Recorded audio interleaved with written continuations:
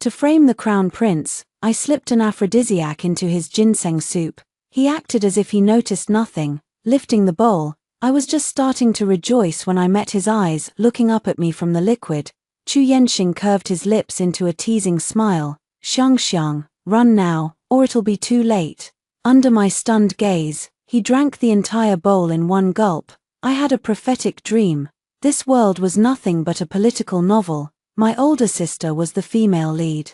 The third prince was the male lead, but they had no protagonist's halo. The villainous crown prince would rise again and again. In the end, my sister would die by his sword, and I was just a pawn the crown prince married. To humiliate my sister, I woke up screaming, soaked in sweat.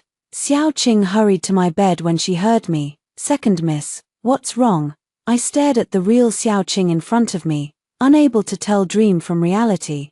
I grabbed her hand, sobbing, "He's coming. The crown prince is coming. We have to get sister and run." Xiao Qing looked at me worriedly. "Second miss, what are you saying? The crown prince is locked in the cold palace. He can't get out." Cold palace. Those two words snapped me awake. Right, I shook my foggy head. I remembered. My sister had just joined forces with Grand Tutor Qi to accuse the crown prince of writing an obscene, extravagant poem. It was spreading among the people. It was the rainy season. Floods hit everywhere. People lost their homes, starving and displaced. The crown prince's poem, handed over by his own grand tutor, had enraged the whole country. The emperor had flown into a rage and thrown him into the cold palace to reflect. Everyone said the crown prince would lose his title. Xiao Qing helped me wash up and fed me some sweet pastries. My unease slowly faded, until evening, when a servant came. My sister was trapped in the palace of restraint. I froze. It matched the dream. I trembled uncontrollably. He couldn't be brought down this time. He would rise again, and he would make us pay. But I still held out hope. Maybe it was all just a coincidence. In the dream, that night my sister was tortured there because noble consort and noticed the third prince loved her, and framed her for stealing. But maybe tonight, she would be made a concubine instead. I sat alone, anxious, until dawn, when I saw my sister carried back, covered in blood, with a concubine's betrothal document in her hand. I understood completely. I stayed by her side for 3 days and nights, caring for her. When she finally woke, I threw myself into her arms and cried until I could barely breathe. My sister was confused, thinking I was just scared. She gently patted my back. I thought for days, choosing my words carefully, trying to tell her about my dream. But as soon as I opened my mouth, I fainted. I fell deathly ill, my body growing weaker and weaker, too. When I woke up, more than a month had passed. We had moved into the palace with the third prince. The Mid-Autumn Festival was in less than half a month. My sister came to my bed, excitedly taking my hand. "The Crown Prince's faction has mostly surrendered to us. By the Mid-Autumn banquet, this deposed heir," I coughed softly, pulling her from her excitement. She glanced around cautiously and changed the subject. My heart turned cold. The Crown Prince would be out soon. The throne would not change hands, as soon as I could walk. I had Xiao Qing help me outside. Every peaceful day was one less we had. I reached a pear garden. The trees were heavy with fruit, the air sweet. I wanted to pick some to make pear paste for my sister, so I sent Xiao Qing back for a basket. I sat by a rockery, waiting quietly, but besides the wind, I heard strange sounds. Someone was crying. I followed the noise and saw a group of palace women kneeling on the ground. One kowtowed endlessly, her forehead blooded. After listening a while, I learned it was only because she'd broken a potted flower. Was this punishment really necessary? I touched the silver hairpin on my head. It was worth something. I stepped forward and spoke to the head eunuch. "Eunuch, this flower, I will compensate for it." My voice was soft from illness. But the sudden words cut through the silence. Everyone heard. The head eunuch froze, frowning, at a loss. He turned and asked, "Your Highness, what should we do, Your Highness?" The Crown Prince was already out of the cold palace. I turned stiffly toward where the eunuch had addressed him. My hand was still pulling out my hairpin. When I turned, my black hair spilled over my shoulders. I saw the Crown Prince, lounging on a noblewoman's couch. A smile played on his lips, watching me with amusement. Can trash like that compensate for orphan's flower? He seemed to grow playful. He pulled a sword from a guard beside him and walked toward me. The blade scraped against the stone path, making a harsh sound. He stepped behind me, almost holding me in an embrace. From behind, he touched my face. A beauty like you killed would be a waste. But, if no blood is spilled, orphan can't calm his anger. I was frozen with fear. Then suddenly, he pressed the sword into my hand. He grabbed my wrist and drove the blade through the kneeling maid's heart. I stared in horror. Warm blood splattered across my face. Beside my ear, he laughed wildly. He shoved my limp body away and ordered, "Kill them all, use them as flower fertilizer." Men came to drag me away, until a voice rang out, "The third prince has arrived." The slaughter stopped. My sister rushed to hold me in her arms. That night, I dreamed again. Songs and dances flashed by, mooncakes on a table. The mid-autumn banquet. The scene shifted. A dark room. A man's heavy breath fell by my ear. A man reeking of wine tore at my dress. "Who are you?" He ignored me. Continuing, I struggled, screaming. Terrified, then a sliver of moonlight slipped through the half-open window. I saw his face. It was the crown prince, his hair tied with a golden crown, not a trace of drunkenness on his face. He smiled wickedly, looking at me with utter contempt. He tore off his belt and tied my hands to the bed frame. He patted my face scornfully. "Stop pretending. Noble consort Liao really spared no cost to bring me down. She even sent her own little sister to orphan.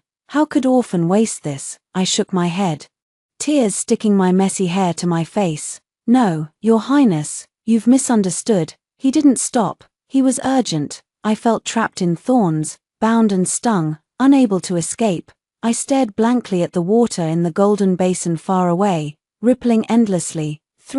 Half a month passed in a blink. Tonight was the mid-autumn banquet. That day, I was the only one left alive. All the other palace women were killed. The crown prince was even more terrifying than in my dreams. I shuddered every time I thought of it. Xiao Qing was doing my hair, her voice soft with pity. "This is the first banquet since your sister became a noble concubine. If only you could pretend to be sick and skip it." Second miss. True, the third prince's reputation was high now. My sister was his first woman. Even as a concubine, she held great honor. Many eyes were on her. If I didn't go, people would find fault, say we lacked etiquette. I'll just show my face, stay by my sister's side the whole time. Nothing will happen. I calmed down a little and signaled Xiao Qing to continue. She placed the hairpin in my hair and sighed at the bronze mirror. "Second miss, even when you're ill, you're still so beautiful." I laughed at her words and looked up too. In the mirror, a girl with long, delicate brows, her eyes, still sick, held a misty, tearful look. Her hair was loosely tied with tasseled pins. The rest fell like silk, framing her neck as white as jade. Her charm was softened by youth, but still breathtakingly beautiful. I spoke. "Is this too eye-catching?" I wanted to redo my hair, but it was too late. Yu Xing, my sister's maid, had come to hurry us. Xiao Qing helped me up. "I did as you said, kept it simple." Second miss, "You're just naturally beautiful. You flatterer." I tapped her head lightly. It couldn't be helped. In the main hall, songs and dances filled the air. I sat behind my sister, unnoticed. I ate the dishes and slowly relaxed. The third prince gave my sister some crabs. She passed some to me. "They're fresh from foreign lands, but they're cold, only eat a little." I nodded obediently. Just when I thought the night would stay peaceful, a serving maid spilled wine all over me. Xiao Qing snapped softly. "What are you doing?" The maid apologized quickly. "I'm sorry, second miss. Let this servant take you to change clothes." Wine stained my chest. Making a scene in front of the throne was a serious offense. I had to nod. My sister had left with the third prince to toast. I told Yu Xing, then left with Xiao Qing. Rooms were always set aside near banquets for guests to change. But this maid led me further and further away. I stopped, sensing something wrong. The maid turned back, confused. "Second miss, what's wrong?" I frowned. "How do you know who I am?" "How would a lowly maid know someone like me?" "Found out." The maid dropped her weak act, smiling triumphantly. "Too late for you to realize now, second miss." She waved a handkerchief at me. White powder filled the air, and I blacked out. For, when I woke, I was in the exact room from my dream, pitch black. I forced myself to calm down. In the dream, the Crown Prince thought my sister and I had framed him. If I found him first and explained, I could escape this nightmare. I quickly stood up in the dark, groping forward, calling softly as I walked, "Your Highness, Crown Prince, are you here?" Suddenly someone grabbed my hair from behind and dragged me into his chest. I could feel his strong arms and solid torso, clearly a man. Terrified, I struggled wildly. "Let me go, let go of me, now." A hand easily clamped around my flailing arm. He snorted coldly. "Weren't you just looking for orphan?" It was the Crown Prince. I breathed in, and the scent of ambergris matched exactly what I'd smelled in my dream. I relaxed a little. "Your Highness, we have to leave." My words died in my throat. He had kissed the tip of my ear. The kiss trailed down my neck. Ambiguity burned in the air. The heat from his lips and teeth terrified me. His hand wandered to my waist, fumbling impatiently with the ties of my dress. "No, please. Your Highness, don't do this." I twisted wildly, trying to break free. I must have brushed against something. He groaned in pain, pressed me hard against the wall, and crushed his mouth against my collarbone. It hurt. This wasn't a kiss, it was biting. I forced my voice steady. "Your Highness, listen to me. This is a trap. We have to leave right now." He froze against my chest, then let me go. He lifted his face, jade-like features, carved as if by ancient hands. But his expression was dark, murderous, especially when I remembered how he'd killed people. I trembled all over. Chu Yenxing sneered, "Stop pretending."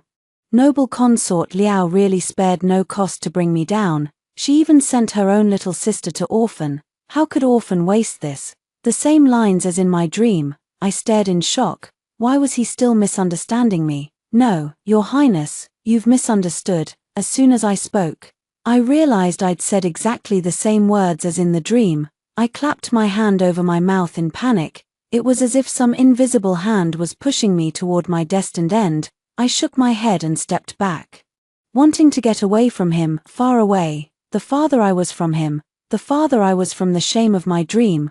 I lost my balance and fell onto a bed. Pink bed curtains fluttered in front of my eyes.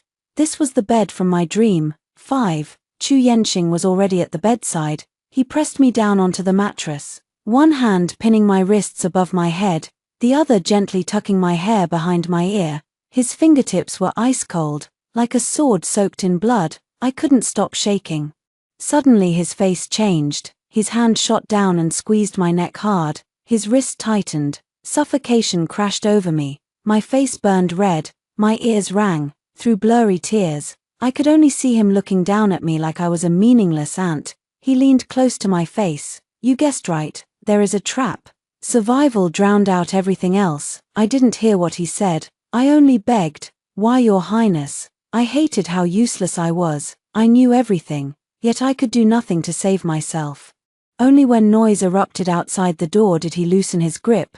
He snorted coldly. "They're finally here." I gasped for air, but he kissed me hard on the lips again. At that exact moment, the door was thrown open. Someone gasped, "The Crown Prince, and Miss Liao, they're..." Chu Yenxing spun around in panic. Pretending to be flustered at being caught, he wrapped the quilt tightly around me, shielding me completely, as if protecting me. "Father, I and Xiangxiang love each other truly."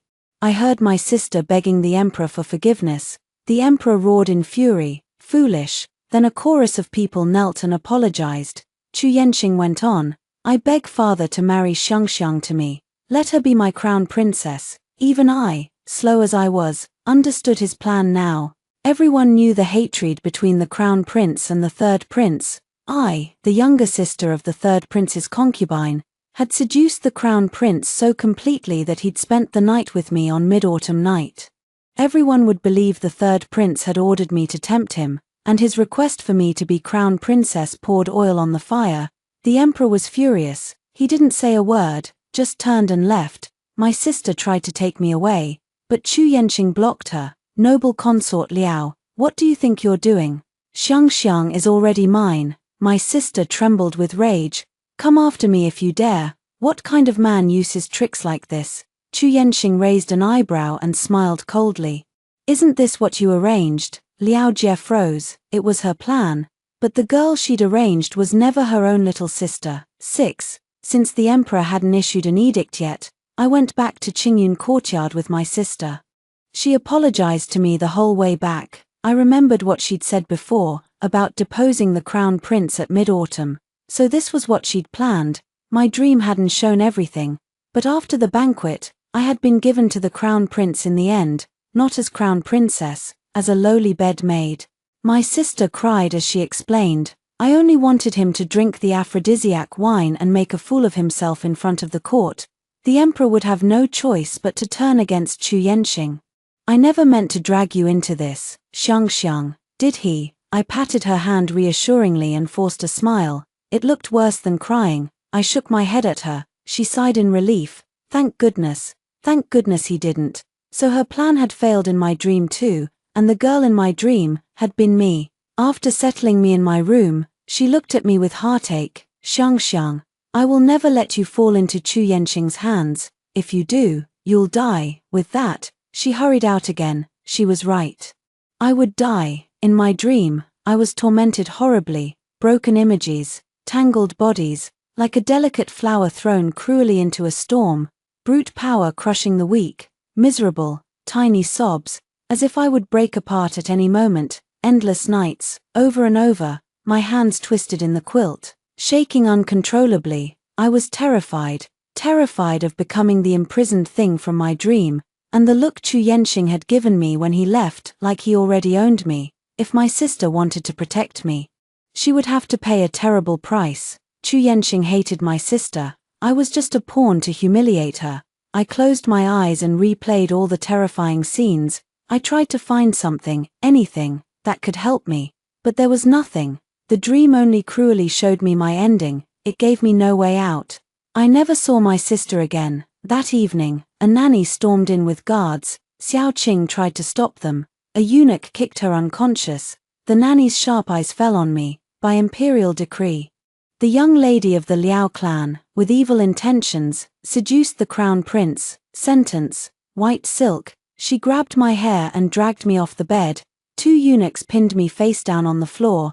The nanny wrapped the white silk around my neck from behind and pulled tight. Suffocation engulfed me at once. My life flashed before my eyes. I remembered when I was 5. My sister hadn't been like this back then. She'd hated me. For as long as I could remember, we'd lived in a brothel together.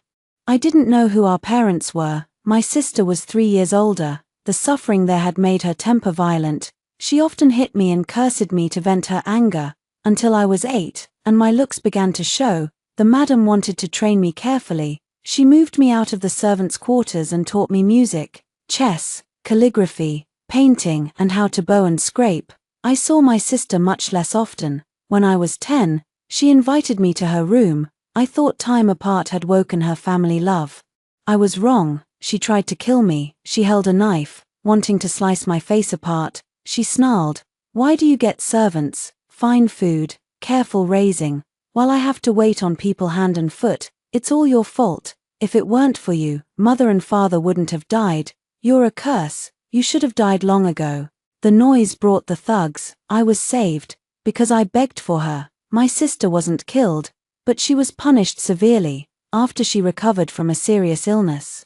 She was completely different. She started being kind to me. She became sharp and clever, often saying things I didn't understand. She told me men and women were equal, that women didn't have to serve men, they could fight on battlefields, rule kingdoms. She said she would protect me, help me escape the brothel. And she did. I knew she wasn't the same sister anymore, but I wasn't afraid. I liked this sister much better. I was scared she would die because of me. Just like the old one had, I didn't struggle.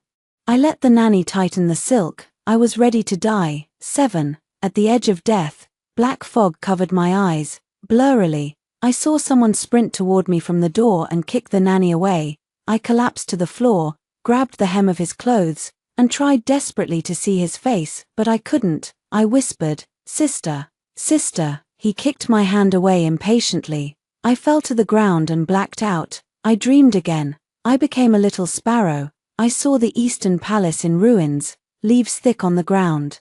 A man limped out of the hall, a blooded sword dragging behind him, covered in blood. His face was unshaven, worn and cruel. Hatred burned in his eyes. It was the crown prince. The eunuch reading the edict trembled. Only when Chu Yenxing said, "I receive the edict," did the eunuch let out a heavy breath. Maids and eunuchs filed in and began cleaning the courtyard quickly, laying out new furnishings.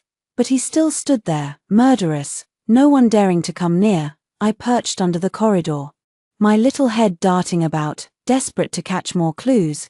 But the man who had stood motionless suddenly locked onto me with sharp eyes. He threw his sword, pinning me to the pillar. The dream ended there. I jolted awake, familiar bed curtains, Xiao Qing's worried face. I wasn't dead. My sister hurried over too, dark circles heavy under her eyes. I'd been unconscious for an entire half-month. Back in the brothel, the madam said men loved delicate, weak girls, to train us. She fed us medicines that ruined our health and often starved us, all to make us as frail as she sure, clutching her heart, every smile enough to break a man's heart. Over time, my body only grew weaker. My sister squeezed my wrist sadly. "We finally put some weight on you. It's all gone again," I asked urgently. "Sister, what did you promise him?" "Nothing important. Nothing matters more than you." She dodged the question, refusing to tell me. But the palace was full of gossip. Nothing stayed hidden. Everyone talked about how the crown prince had offered brilliant plans to control the southern floods, saved tens of thousands, and won back the people's hearts. Praise for him spread everywhere in the palace. That obscene, extravagant poem was long forgotten. I frowned deeper as I listened. Redirecting rivers, building drainage systems, treating floodwater, those were my sister's ideas. I'd watched her stay up all night, drawing blueprints, and now, because of me, she'd handed them all over. 8. The palace was always holding banquets, to reward the crown prince for flood relief. The emperor held a feast for officials and noble ladies. On the surface, it was a celebration. But everyone knew, the emperor was choosing a crown princess. The bruises on my neck had faded. That night seemed to be buried. I hadn't become the crown prince's bedmaid, like in my dream. Maybe I could still change things, I thought quietly to myself, for now. The fight between the crown prince and my sister was still only in court, not yet a fight to the death. What made the crown prince hate my sister utterly was when a plot left him shot in the leg. Without proper treatment, he was lame for life. In my first dream, it was a lame Chu Yenxing, who led soldiers to bloodbath the third prince's manor. If he was going to win in the end, could I take revenge for my sister first? Maybe then, we could both live. It was already autumn. The air grew cold. I wore loose, warm clothes, nothing fancy, a sharp contrast to the finely dressed ladies in the hall, who wore thin silk dresses as if they felt no cold, showing off their figures. I watched the performances, glanced at the pretty ladies now and then, sipped warm lotus seed soup, until my wandering eyes met the crown prince's. Chu Yenxing lounged lazily in his seat, glanced at me, and curled his lips into a sneer. I jumped and quickly looked away. I felt uncomfortable all over. Every time I'd met him, I'd suffered. I was already out of favor with the emperor. I couldn't cause my sister any more trouble today. But someone refused to leave me alone. A finely dressed noble lady stepped in front of me.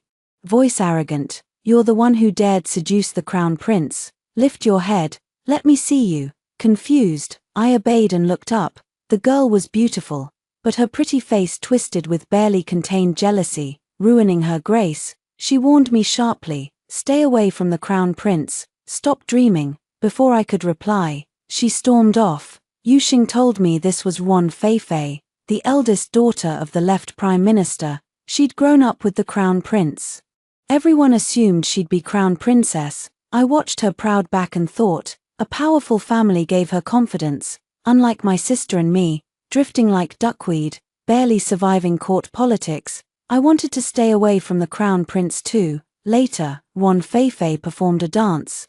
The emperor praised her greatly and showered her with gifts. I was about to have another bowl of lotus seed soup, when Yuan Feifei suddenly mentioned me to the emperor. "Your Majesty, I've heard noble consort Liao's younger sister, Miss Liao, is so heavenly she stole His Highness's heart at a glance. Her dancing must be equally exquisite.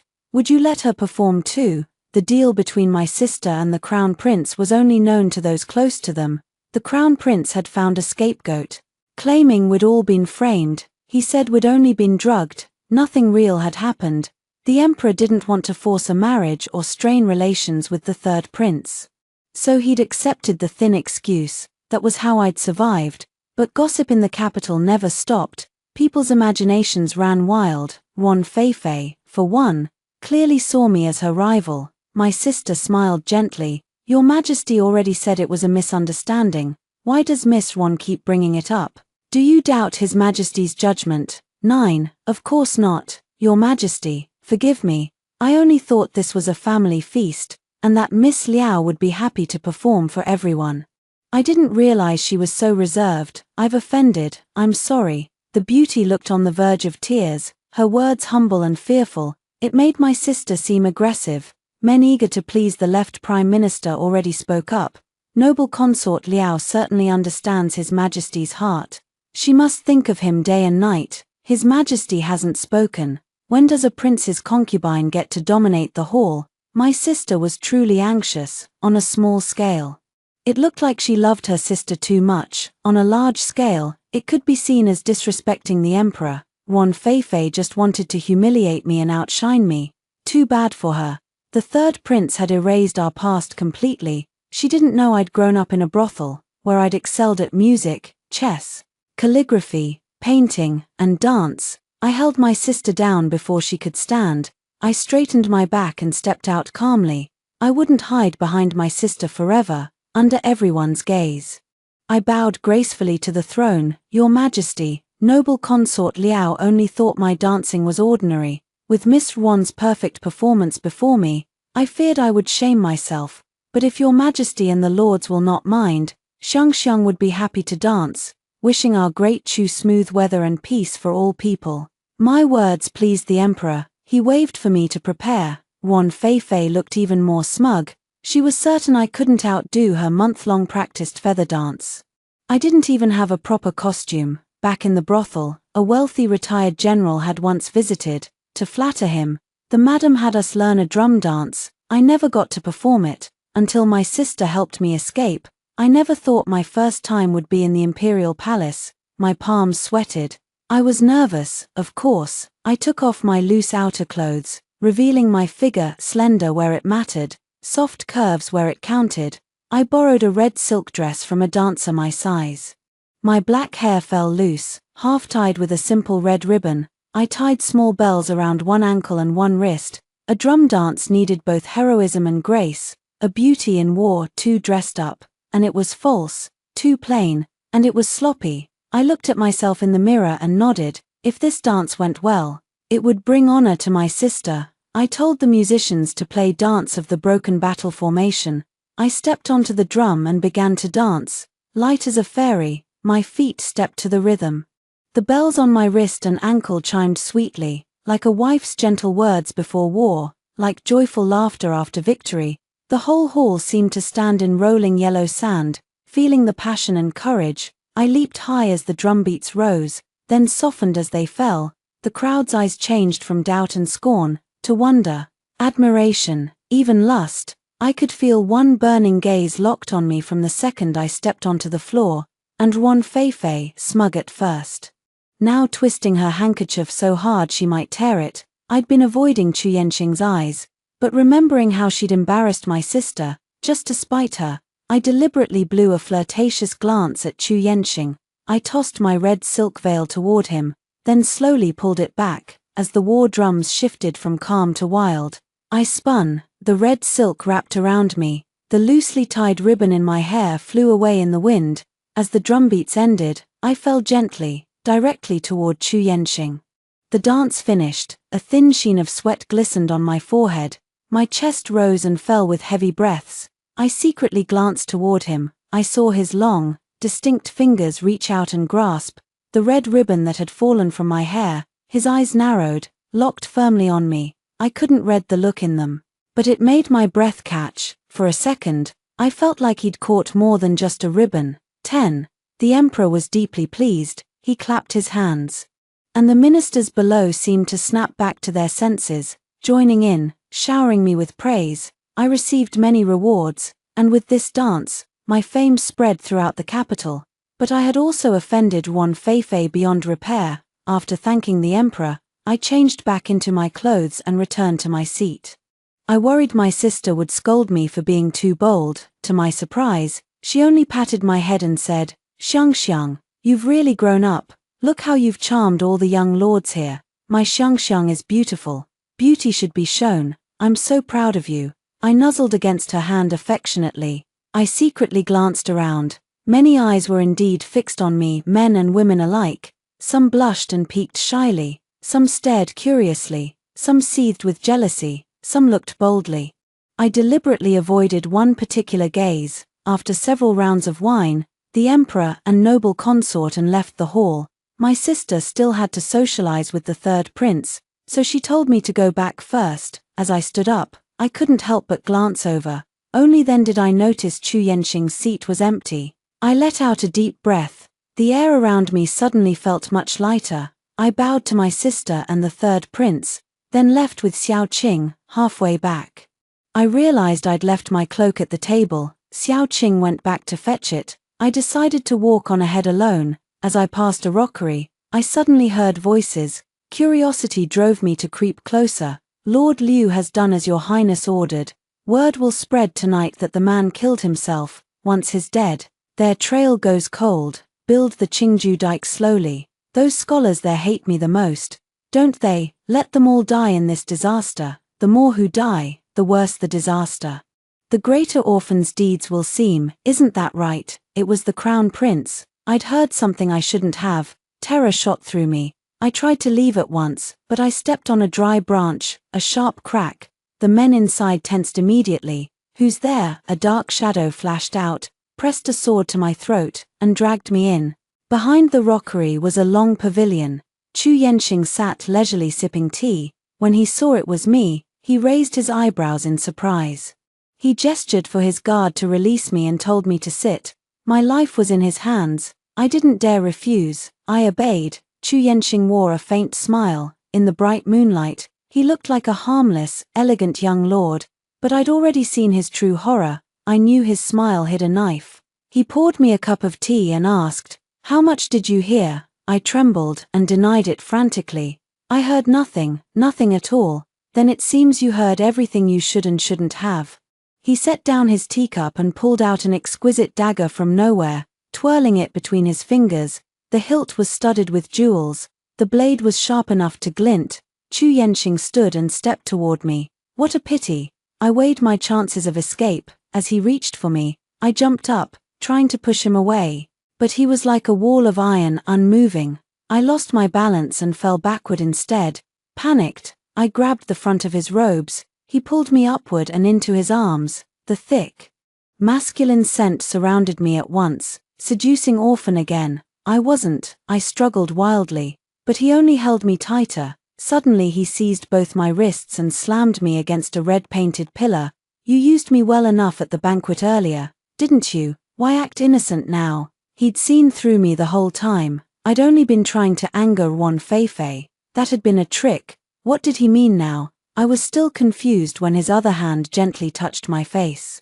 His thumb brushing my lips, light then heavy. I finally understood what he meant. I twisted my waist, trying to break free, but he lowered his head and kissed me hard, stealing my breath. My eyes widened. I couldn't understand his sudden desire.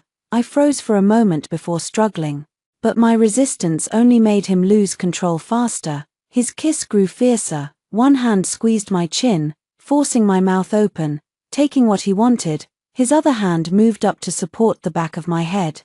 Leaving me no room to pull away, he drank my breath bit by bit. Gradually, kissing was no longer enough. His lips moved to my jaw, my neck, my collarbone. His hand slipped under my layered skirts. "No, Your Highness, please." My refusals meant nothing to him. He bit my lips again, silencing me. His hand slid up my bare back, lingering on the tie of my undergarment. There was no cover anywhere. The wind blew from all sides, making me feel even more ashamed. The guards had wisely withdrawn. His hand pulled the tie loose, then wrapped firmly around me from behind. Tears burst from my eyes. I couldn't endure his humiliation. Someone will come, please, Your Highness. Don't. I don't know how long passed. I felt sore all over, dark desire burned in his face, but he finally had to stop. He kissed my lips lightly again and again, his voice hoarse. Orphan is starting to regret this deal. Trading a beauty for plans, maybe it wasn't worth it. He meant he regretted the bargain he'd made with my sister. If he hadn't, I would already be his woman. He wouldn't have to hold back. He could do whatever he wanted to me. He held me tightly, not letting me move an inch. He pulled away and carefully straightened my clothes for me. A small lesson. Curiosity is a dangerous thing in the palace. Not everyone is as kind as Orphan to spare your life. Then Chu Yenxing reached up and pulled one of my hairpins from my hair. This will be your promise. He said if I dared leak his plans, he would use this pin to accuse me of seducing the crown prince, claim I'd failed and lied out of anger. Who would people believe, him or me? The answer was obvious. A weak, bullied girl could never compare to the powerful crown prince of the Eastern Palace. I didn't dare stay. I pushed him away and fled in panic. 11. I had just run back to the gates of Qingyun courtyard. When I ran into Xiao Qing, who was coming out to look for me, she'd already fetched the cloak. When she returned to the room and couldn't find me, she'd rushed out in a panic. Seeing me breathless and hurried, she rushed over anxiously. What's wrong, miss? Did something happen? Memories of what had just happened made me cold all over for no reason, but I shook my head at Xiao Qing. Nothing. I just went to admire the flowers for fun. It got dark and scary, so I ran back quickly. It wasn't that I didn't trust her, but telling her would do no good, it would only make her scared too. Back in the room, Xiao Qing was helping me remove my makeup.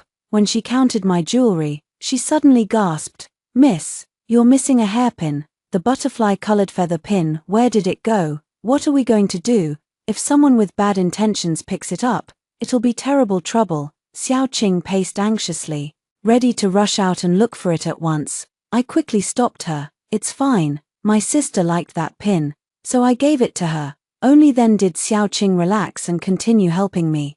Every item in the palace was registered. It was like everything had its owner's name written on it. Jewelry was something personal. It could be used to prove private relations. If someone held my pin and claimed an affair with me, I would never be able to clear my name. Reputation was everything for a woman. That was why Chu Yenxing had used it to blackmail me. A quiet month passed. I slowly went from constant fear to calm. I thought that as long as I kept his secret, that night would just fade away. So when a strange eunuch handed me a letter in the courtyard, I was stunned. It said, "Tomorrow night, the 5th watch, Long Deer Pavilion. Come alone." Chu Yenxing wanted to see me. Why? My first thought was to refuse. I hadn't leaked anything. Nothing bad had happened in the palace lately. My sister and the others were busy dealing with a batch of private salt. The third prince's faction and the crown princes had been peaceful this month. No conflicts. I truly couldn't think of any reason he would want to see me, especially not at the same place where I'd been humiliated and ashamed. I wasn't going. On the night of the meeting, I had Xiao Qing help me to bed early. I wasn't going to that stupid Long Deer Pavilion until midnight. When I was sound asleep, I suddenly felt a burning gaze fixed on me. I jolted awake from my dream. I stared into the dark room, laughing at myself for being too paranoid, when a figure stepped forward from the shadows, into the faint light by the bed curtains. Chu Yenxing's lips curled into a cold smile. The curve was like a sharp, curved blade. Moonlight from outside fell on his face, half bright, half dark. He looked even more icy and dangerous. I almost screamed. I clamped my hand over my mouth just in time. What are you doing here?" Chu Yenxing ignored my question. "Orphan sent you a letter. Why didn't you come?" 12. "I have no friendship with your highness. I can think of nothing to talk about." I coldly ordered him to leave. If anyone found him here, I wouldn't be able to explain myself, even with 10 mouths. I looked toward the window, waiting for him to leave, but he stayed perfectly still. I turned back doubtfully, only to find him staring at me. I followed his gaze down to myself. I wore little for bed, and the slipped blanket revealed my fair skin. My face burned red. I quickly pulled the blanket up, covering myself until only one eye showed, watching him warily. Chu Yenxing took several steps forward, closer to the bed, and sat down on the edge. I tensed like a frightened bird, ready to jump off wrapped in the quilt, but he pulled me, quilt and all, into his arms. He buried his face in my hair and breathed deeply. "You smell so good." A soft kiss landed on the top of my head. I froze completely. "What exactly do you want? Don't think I won't scream." He laughed softly, his chest vibrating gently. "Don't be afraid, Orphan only wanted to see you, to hold you. Did I scare you that night?" He pulled out the butterfly feather pin from his chest and set it on the bed.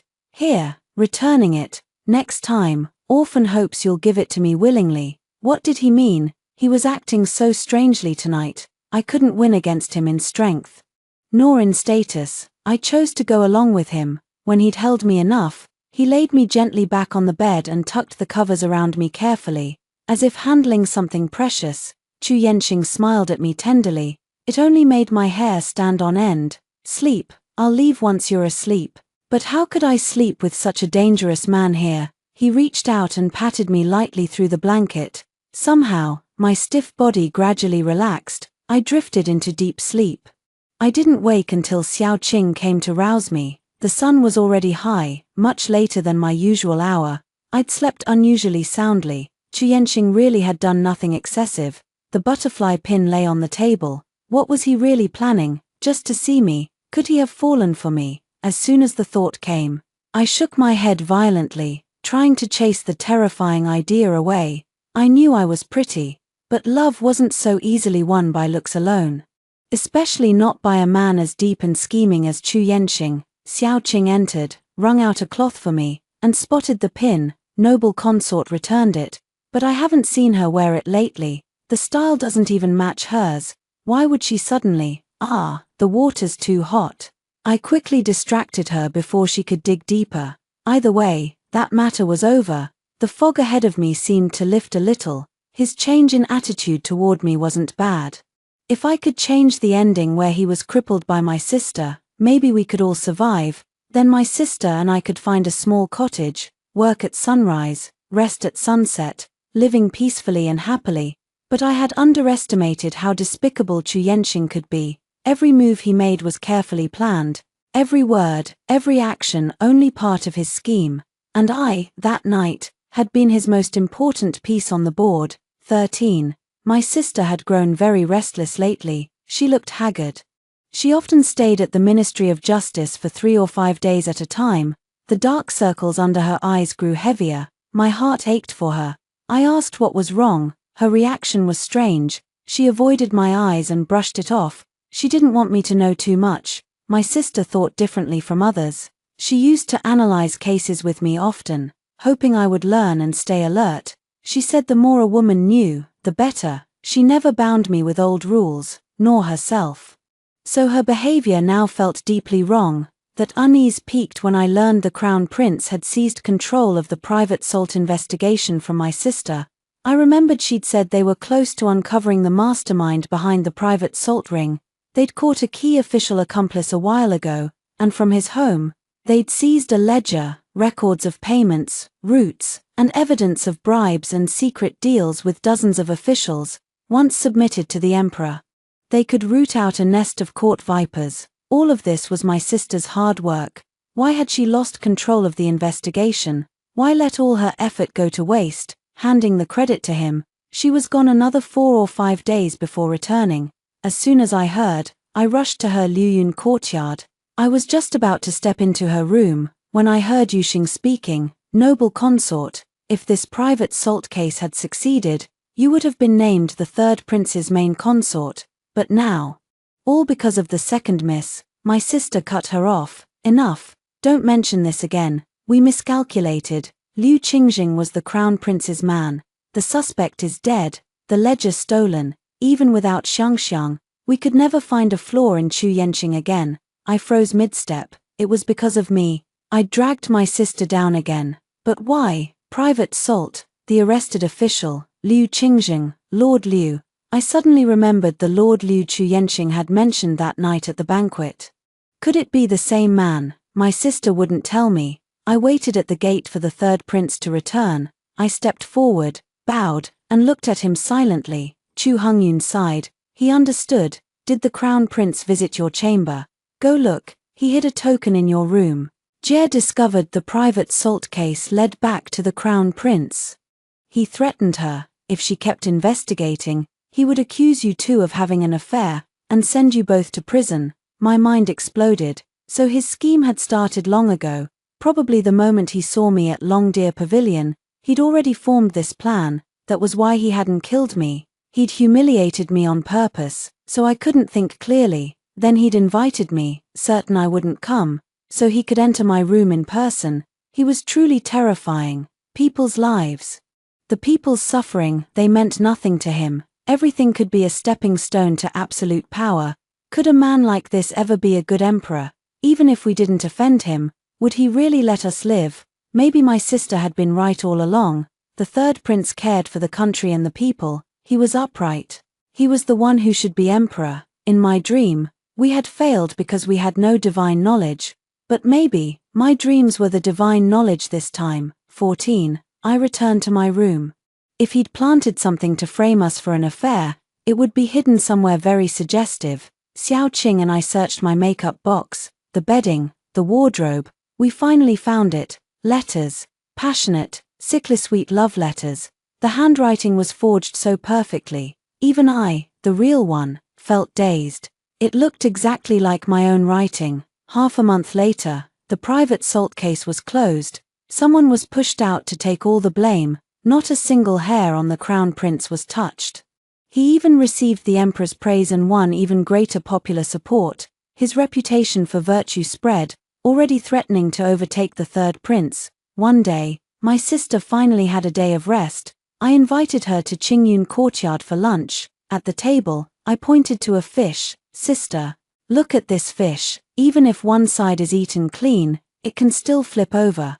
But if we break all its bones first, even if it flips, the meat will fall apart. My sister was smarter than me. She understood at once.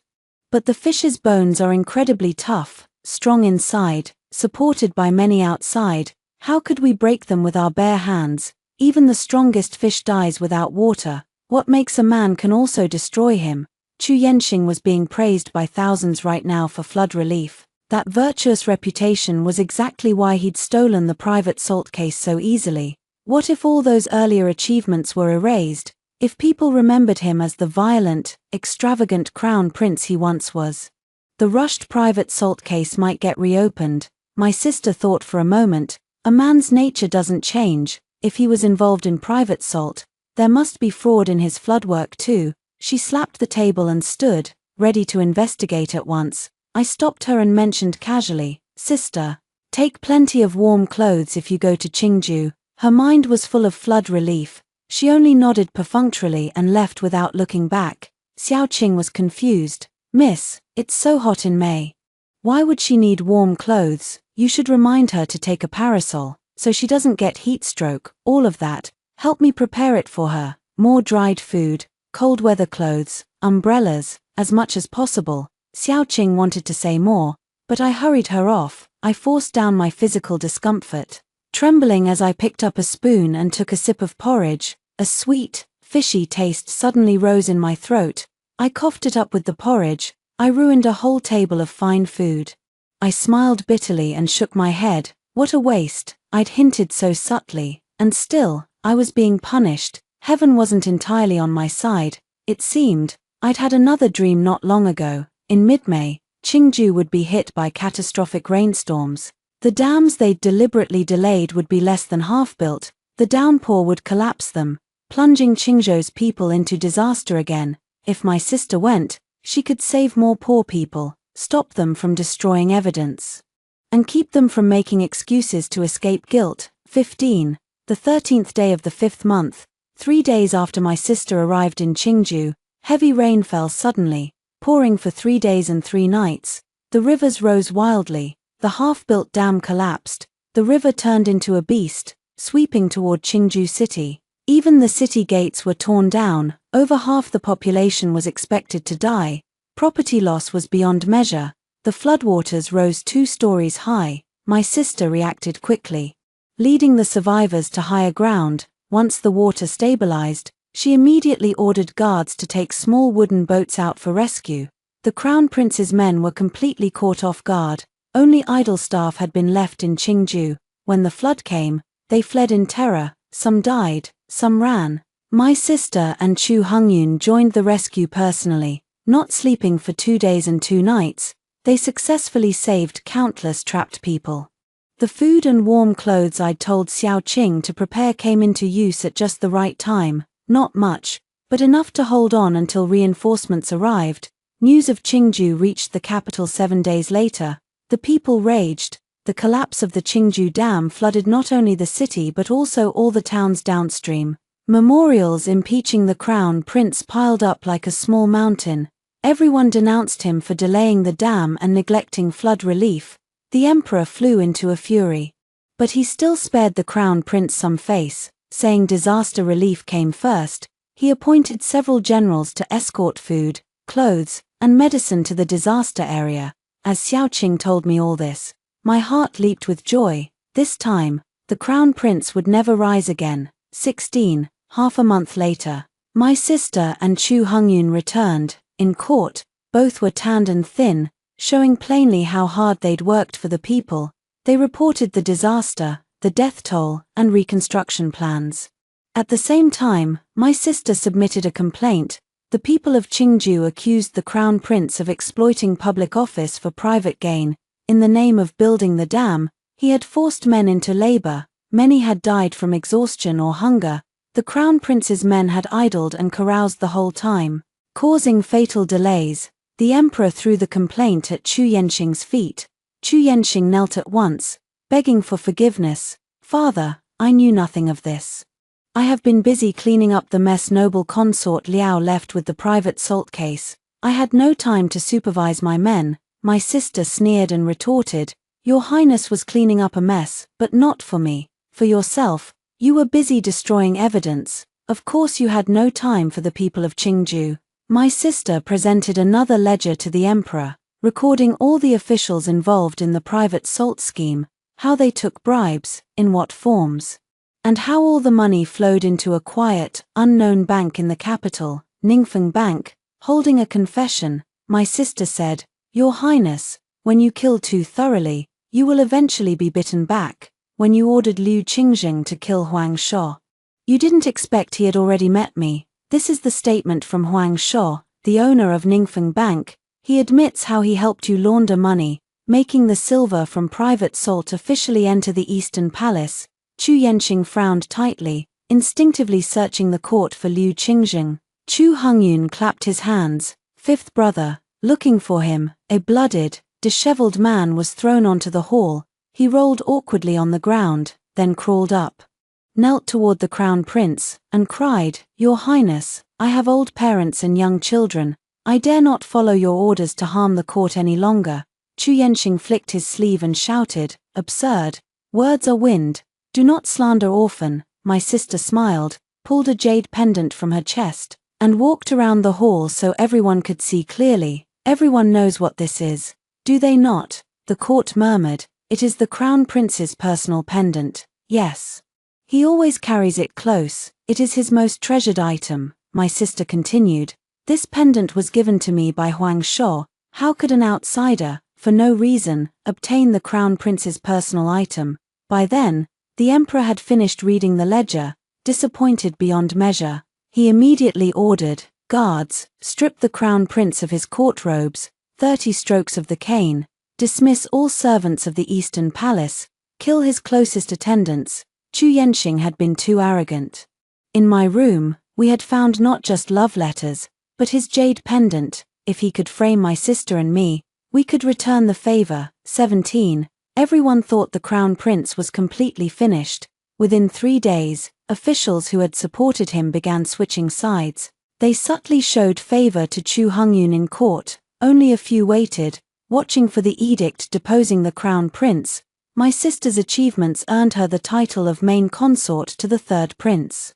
While Quanlin Palace was filled with guests, gongs, and drums celebrating the union, the Eastern Palace lay in desolation. I thought I had defeated fate. At the wedding feast, I drank happily. My sister was extraordinarily beautiful that day. My heart swelled to see her wish finally fulfilled. My sister and the third prince would surely become a good emperor and empress. I would one day find a good husband too, and live a happy, peaceful life. But extreme joy begets sorrow. That night, I dreamed again.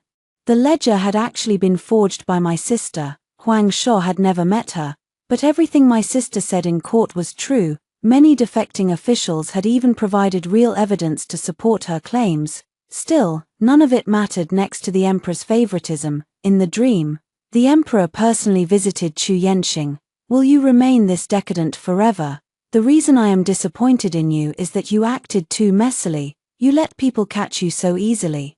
I know you have resented me since your mother died. It is lonely at the top.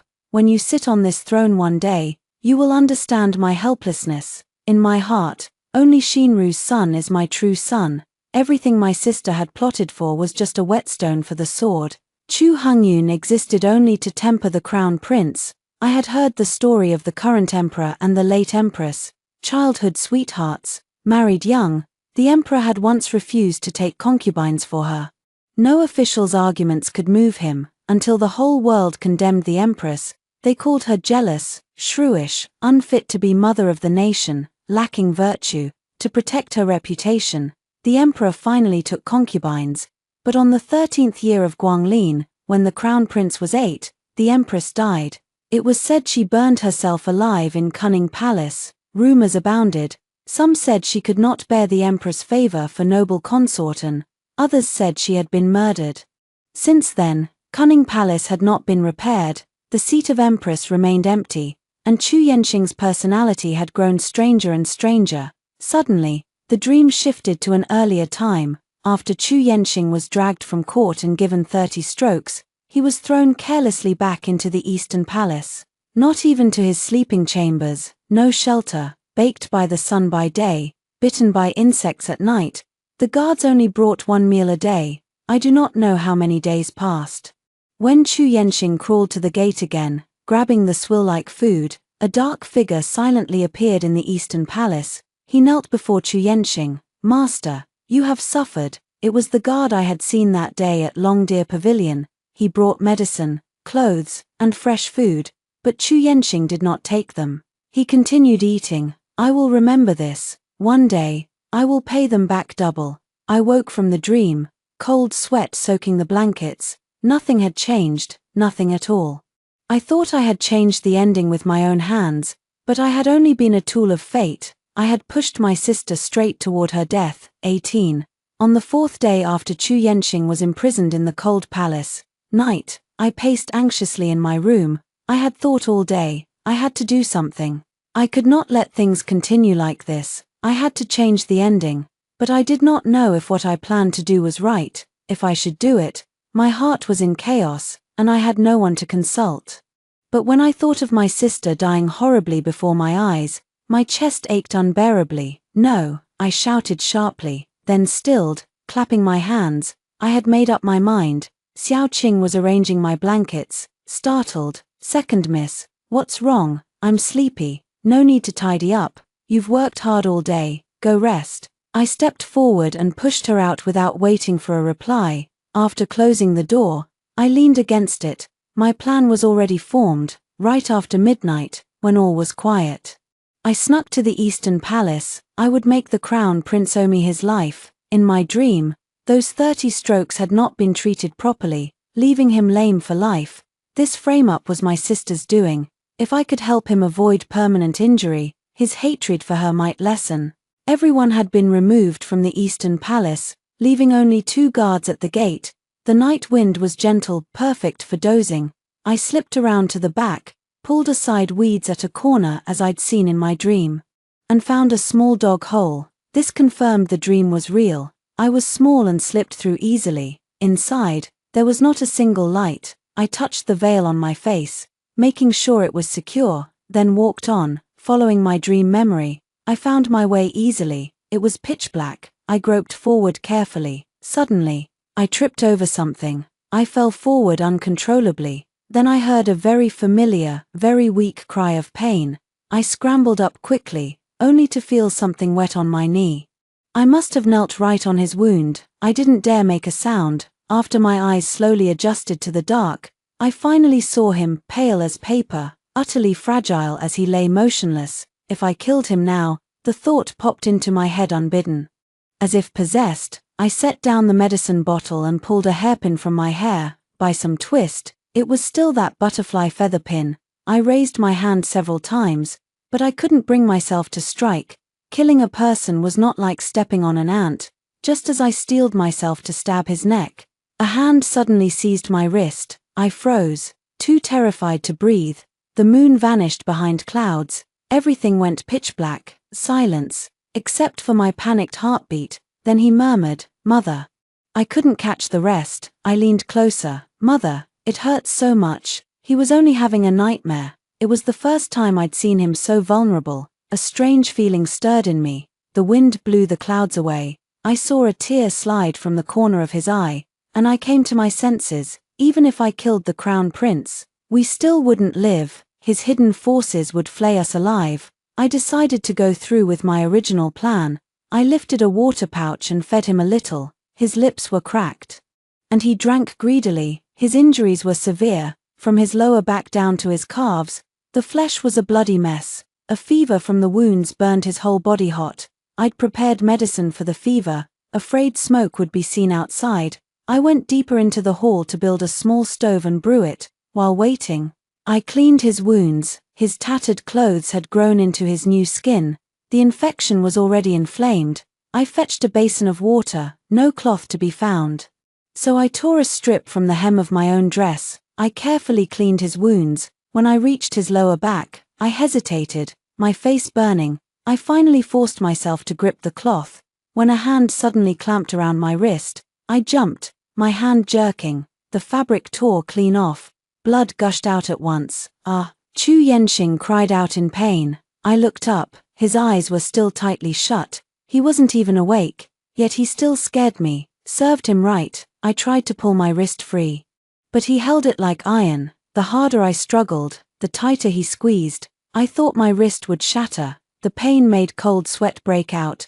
My voice trembled with tears. "Let go. I'm here to save you." The grip loosened immediately. Even half dead, his guard was still sharp. Typical of someone who'd done too many evil deeds, I finished applying his medicine. The fever brew was ready by then. After feeding it to him, I crawled back out through the dog hole. 19. The next day, when I returned, he was still unconscious. I touched his forehead. The fever had broken. Truly, evil doors live long. I'd wanted to move him somewhere sheltered last night, but I was too weak and afraid of tearing his wounds worse. I gave up, holding up an umbrella I'd brought. I muttered, "Good thing it's cloudy today. Otherwise yesterday's medicine would have been wasted." I didn't say that part out loud. I dragged 2 chairs out from inside, tied the umbrella between them, and made a small shaded area just for him. I changed his dressings again, gave him water, and left some food. I didn't know how to feed him yet, so I left it for when he woke. Before leaving, I checked his forehead one last time to make sure he was cool, then left relieved. I never imagined that right after I left, the man who should have been unconscious opened his eyes. He stared at the umbrella above him. He could still taste the water in his throat, feel the soothing coolness of the properly dressed wounds. His wary eyes slowly filled with confusion. Who was it that didn't want him dead? A girl? Was there such a bold girl in the palace? Or was this some new trick by Chu Hongyun and Liao Jie? After that, I came every day. Chu Yenxing pretended to be unconscious each time. Sometimes he really was out, feverish from worsening wounds. I changed his dressings, fed him water, just like before, afraid he'd starve. I brought millet porridge and forced a little down his throat. I played my role as savior earnestly. What I didn't see was the sharp branch he clutched in his hand, sharpened slowly by himself during the day.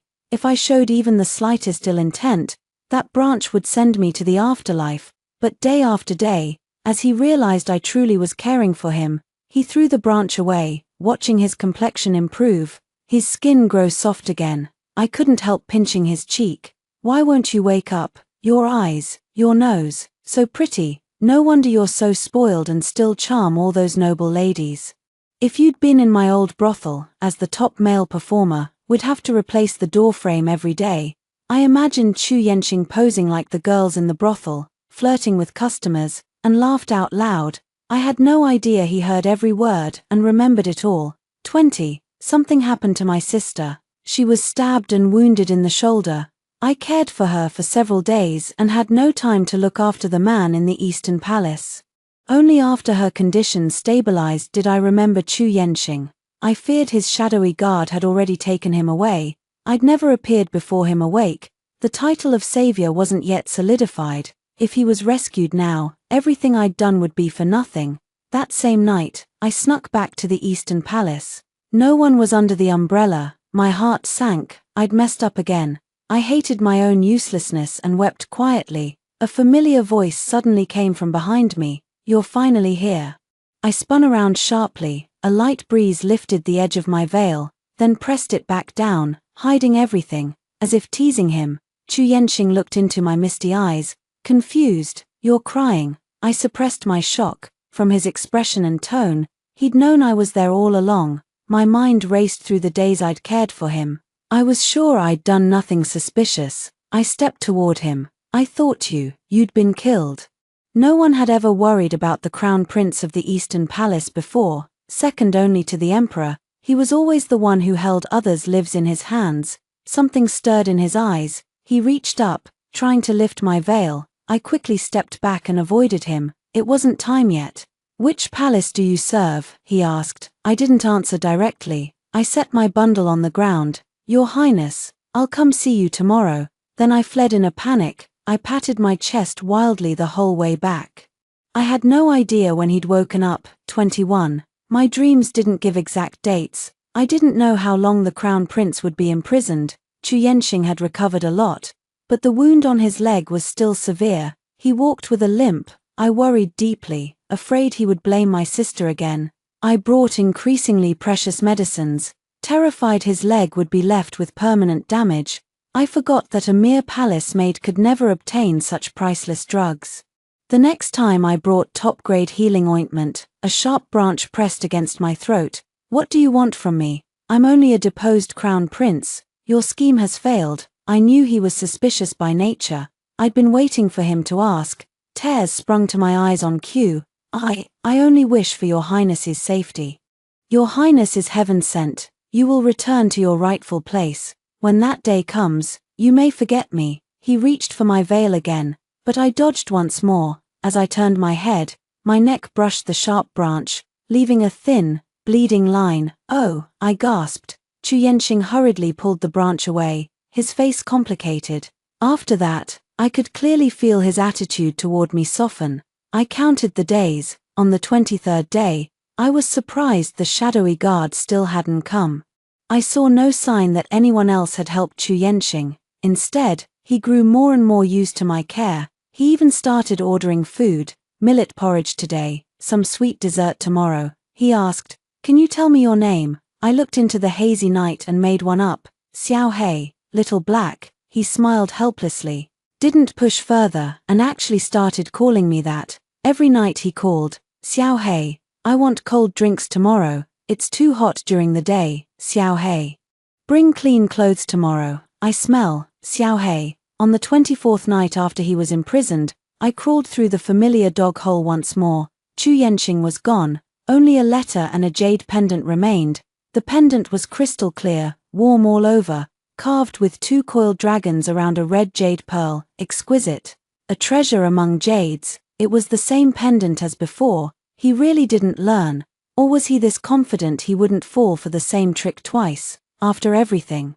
The pendant had come back to me. His letter was short, only one line. "Wait for me. I will wait for you too." 22. No news came from the palace that the emperor had pardoned the crown prince. He'd escaped in secret. The shadow guard must have come. My sister's wounds hadn't fully healed. But she threw herself back into the Ministry of Justice anyway. Not a single clue about the assassin could be found. The only man they caught bit open a poison pill hidden in his tooth and killed himself instantly. He was perfectly trained. I feared for my sister's safety and begged her to stop. But it was no use. I could only wait by the palace gates every day, praying for her return. That day, she came back unusually late, and her face was deathly pale. I sensed something was wrong and rushed forward. "Sister, what happened?" For the first time, fear showed on her always confident face, even her voice trembled. The Crown Prince has been pardoned, with his vengeful nature. He would never let them live. My sister suddenly grabbed me and hurried toward Qingyun courtyard. Pack your things now, I'll send you out of the palace tonight. When things are safe, I'll come get you. I refused firmly. No, she would never send me away unless she thought it was a death sentence. I shouted at her. I'm not a child anymore, I've grown up. But she wouldn't listen. She even ordered servants to tie me up and take me by force.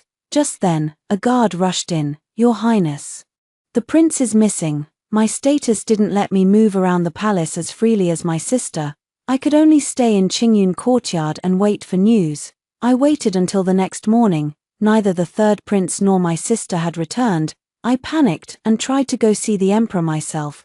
But Xiao Qi, the third prince's trusted man, stopped me. It's no use. Miss, can't you see? The emperor allowed all of this. 23.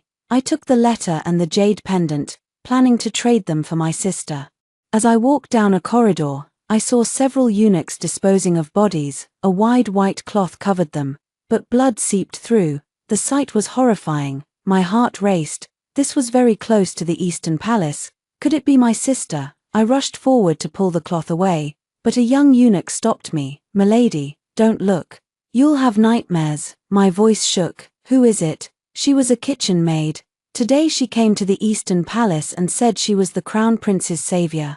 Said she brought him food when he was imprisoned, thought her kindness in the snow would move him, let her become a noble lady. But the Crown Prince ordered her eyes gouged out alive. Her screams were terrible, blood everywhere. She died in pain. Such a pretty girl, but she didn't know her place. Those high nobles can't stand anyone seeing them at their lowest. I was stunned. This girl only saw him through a gate, and he blinded her. After 20 days of close care, would he tear me apart? I squeezed the letter in my hand. So that was what he meant by wait for me. He wasn't going to repay me. He was going to erase every trace of his shame. Just then, a gust of wind blew the cloth off the body. 2 bloody, empty sockets stared at me. I couldn't take it. I covered my mouth, gagged, and ran for my life. How had I forgotten? He was never the kind to play by the rules. Betraying those who helped him was his nature. What else did I have to bargain with? I wandered the palace like a ghost, unconsciously ending up at Longdeer Pavilion. I remembered that day he pressed me against the red pillar. The desire in his eyes hadn't looked fake. Maybe my body could be a chip. I couldn't wait. The longer I delayed, the more dangerous my sister became. That same night, I went to the Eastern Palace alone. A wide cloak hid my shape, making me look even smaller. I handed the butterfly feather pin to the guard. Xiang, I request an audience with the Crown Prince. 24. What I didn't know was that while I was asking to see the Crown Prince, my sister and the third prince had already been rescued from a side gate. Just our luck. When the guard took the pin to Chu Yenxing, he was throwing a tantrum. Teacups shattered across the floor. Useless, all of you. Can't even watch 2 people in my own palace. Chu Yenxing was furious. He told the guard to get out. The guard didn't want to anger him further and turned to send me away. But Chu Yenxing's sharp eyes spotted the pin in his hand. Wait, what is that in your hand? The guard quickly presented it. Your Highness, a girl is outside asking to see you. She calls herself Xiang. Chu Yenxing held the pin and laughed. I told you I would make you give this to me willingly. What did it matter if the bait ran away? The fish had taken the hook. The guards in the hall didn't understand. They were shocked that one pin could change their master's mood so quickly. I was led inside. After winding through long corridors, I finally stood before Chu Yenxing. My purpose was obvious, but he wanted to humiliate me. He brought me into a bright, open hall, making my shameful act even clearer. But I had already made up my mind. I would not hold back. I stepped forward calmly and bowed. Chu Yenxing sat upright on his throne, reading a book. He looked focused. He hadn't glanced at me once since I entered. I knew he was deliberately embarrassing me. Without waiting for permission, I stood. I walked slowly toward him, shedding my cloak as I went. I had dressed carefully that night. Delicate makeup softened my youth, highlighting the charm in my eyes. A tight, thin dress outlined my perfect figure. I stopped in front of him, knelt halfway, leaned against his knees, and pulled the book from his hand. "Your Highness, is the book prettier than this servant?" He chuckled, and his eyes finally fell on my face. A large hand squeezed my cheek. His tone was unreadable.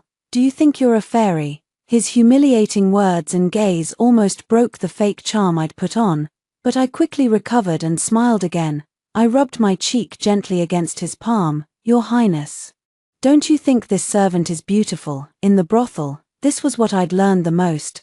My sister would be furious. She taught me men and women were equal, to stand tall, and now I was selling my body, falling willingly. But if it could save my sister, I would give not just my body, but my life. Before Chu Yenxing could answer, I slipped off another layer. The thin outer dress fell away, revealing soft, faintly glowing skin. I looked up into his mocking eyes, took his other hand, and placed it on my chest. "Your Highness, this is the newest embroidery style in the capital. Do I look good in it?" I lifted my chest toward him, staring at him with innocent eyes, as if I only wanted him to admire the dress. Almost as soon as I spoke, he pulled me into his arms. His big hands held my head, and a fierce kiss landed on my lips. He kissed me urgently, pried my lips open, and took everything. When the kiss ended, my legs went weak. I laughed inwardly, acted so calm and untouched. "Didn't you?" The kiss had nearly suffocated me. I leaned against his chest, gasping for air. Suddenly, he lifted me roughly. I yelped and wrapped my arms around his neck out of instinct. Our eyes met. His gaze was dark, heavy with desire. I shivered. He carried me into the nearest chamber and straight to the bed. I was thrown roughly onto the mattress. The terrible scenes from my dreams flooded back, mixing with reality. Fear rose in my chest. I propped myself up and crawled backward. But Chu Yenxing's hand was like a net, trapping me firmly. I couldn't escape an inch. He reached out, grabbed my ankle, and pulled me back under him. I began to panic and struggled weakly. It was like trying to shake a mountain. His fingers traced the embroidery on my chest. "Beautiful. But even the loveliest peony can't compare to you." His touch made me tremble. His lips and tongue felt like they were tasting the flower. And me, I stared at the canopy, biting my lip, refusing to make a sound. His kiss moved upward until it reached my quivering lips. He ordered, "Don't hold back." My face burned red. He was shameless. I glared at him fiercely. I had no idea how tempting I looked. What I thought was a hateful glare looked to him like a coquettish refusal.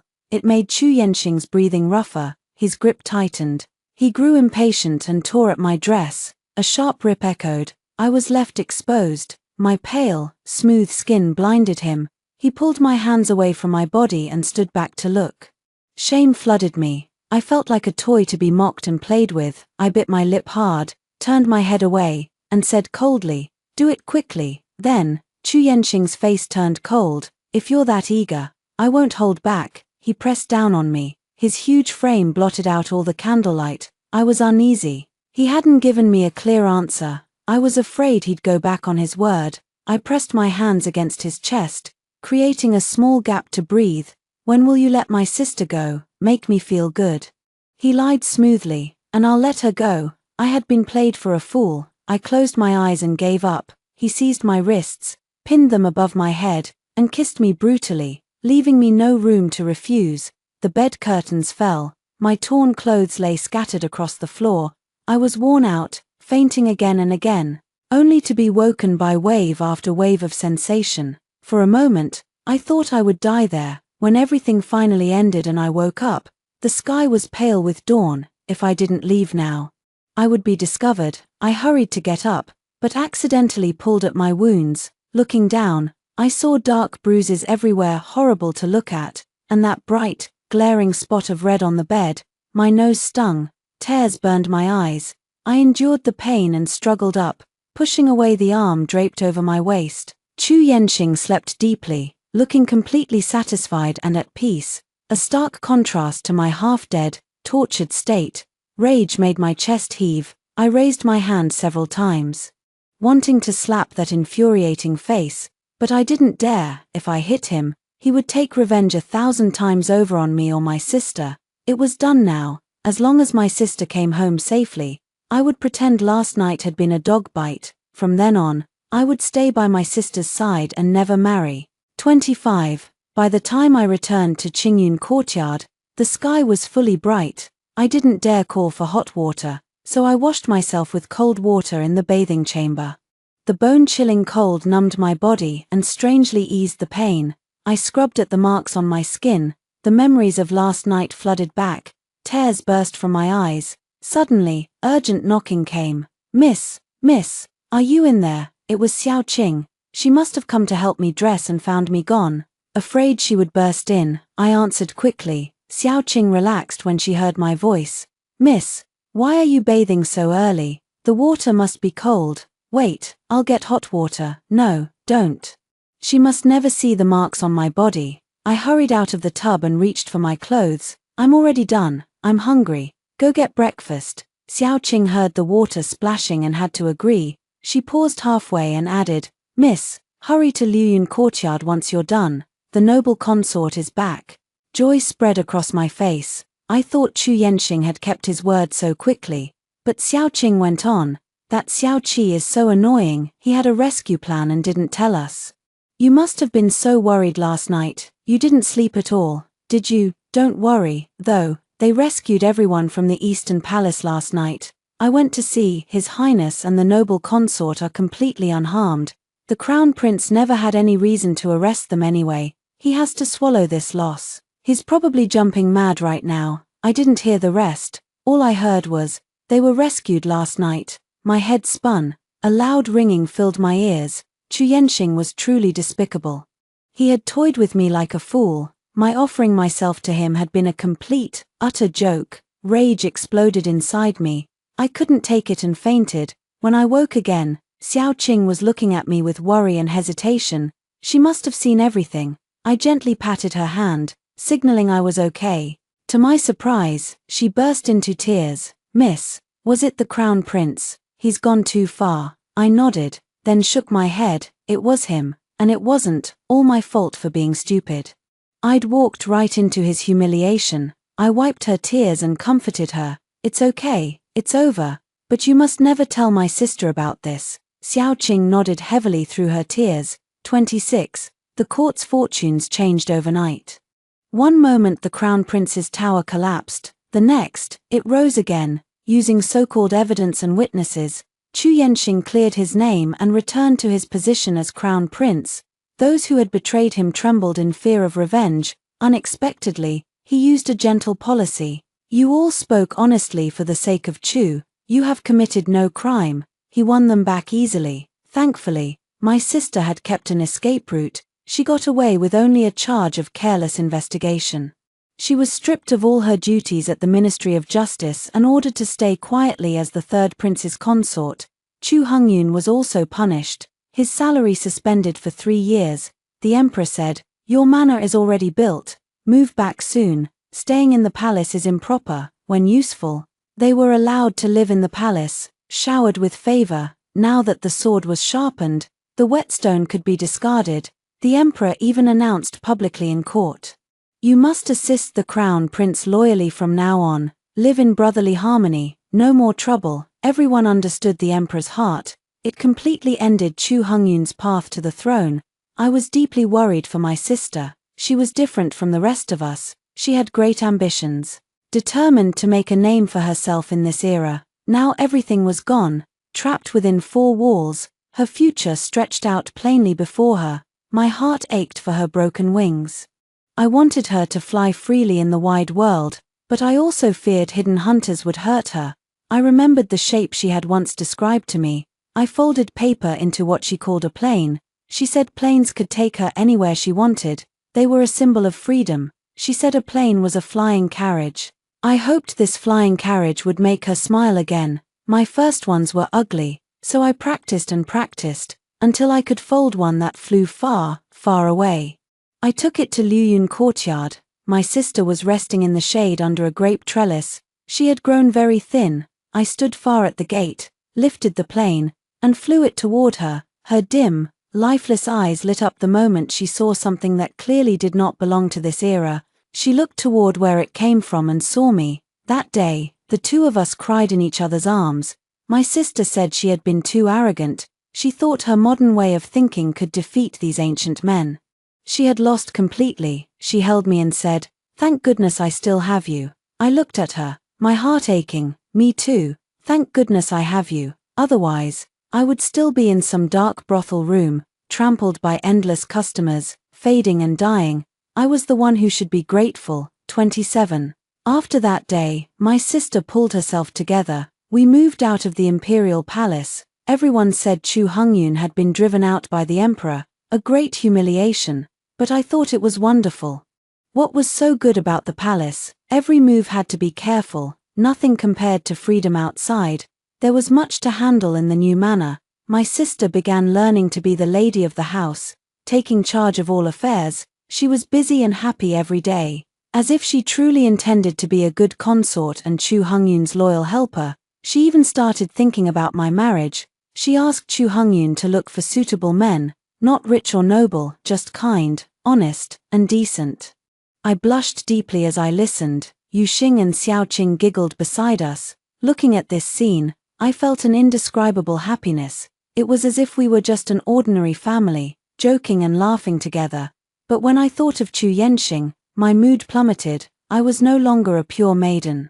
How dared I hope for a quiet life with someone else? My sister moved fast. Within 3 days, she told me she had arranged meetings, 3 men. To do it properly, she held a flower viewing feast, sending invitations to many talents and young ladies in the capital. On the day of the feast, my sister dressed me carefully herself and comforted me. "Don't be nervous, we're just letting you see them from a distance. If you like any of them, we can arrange a private meeting later." Many people came. Although Chu Hongyun was not as glorious as before, he was a good man. His friends cared for him, not just his title, and the noble ladies would never miss a chance to meet talented young men.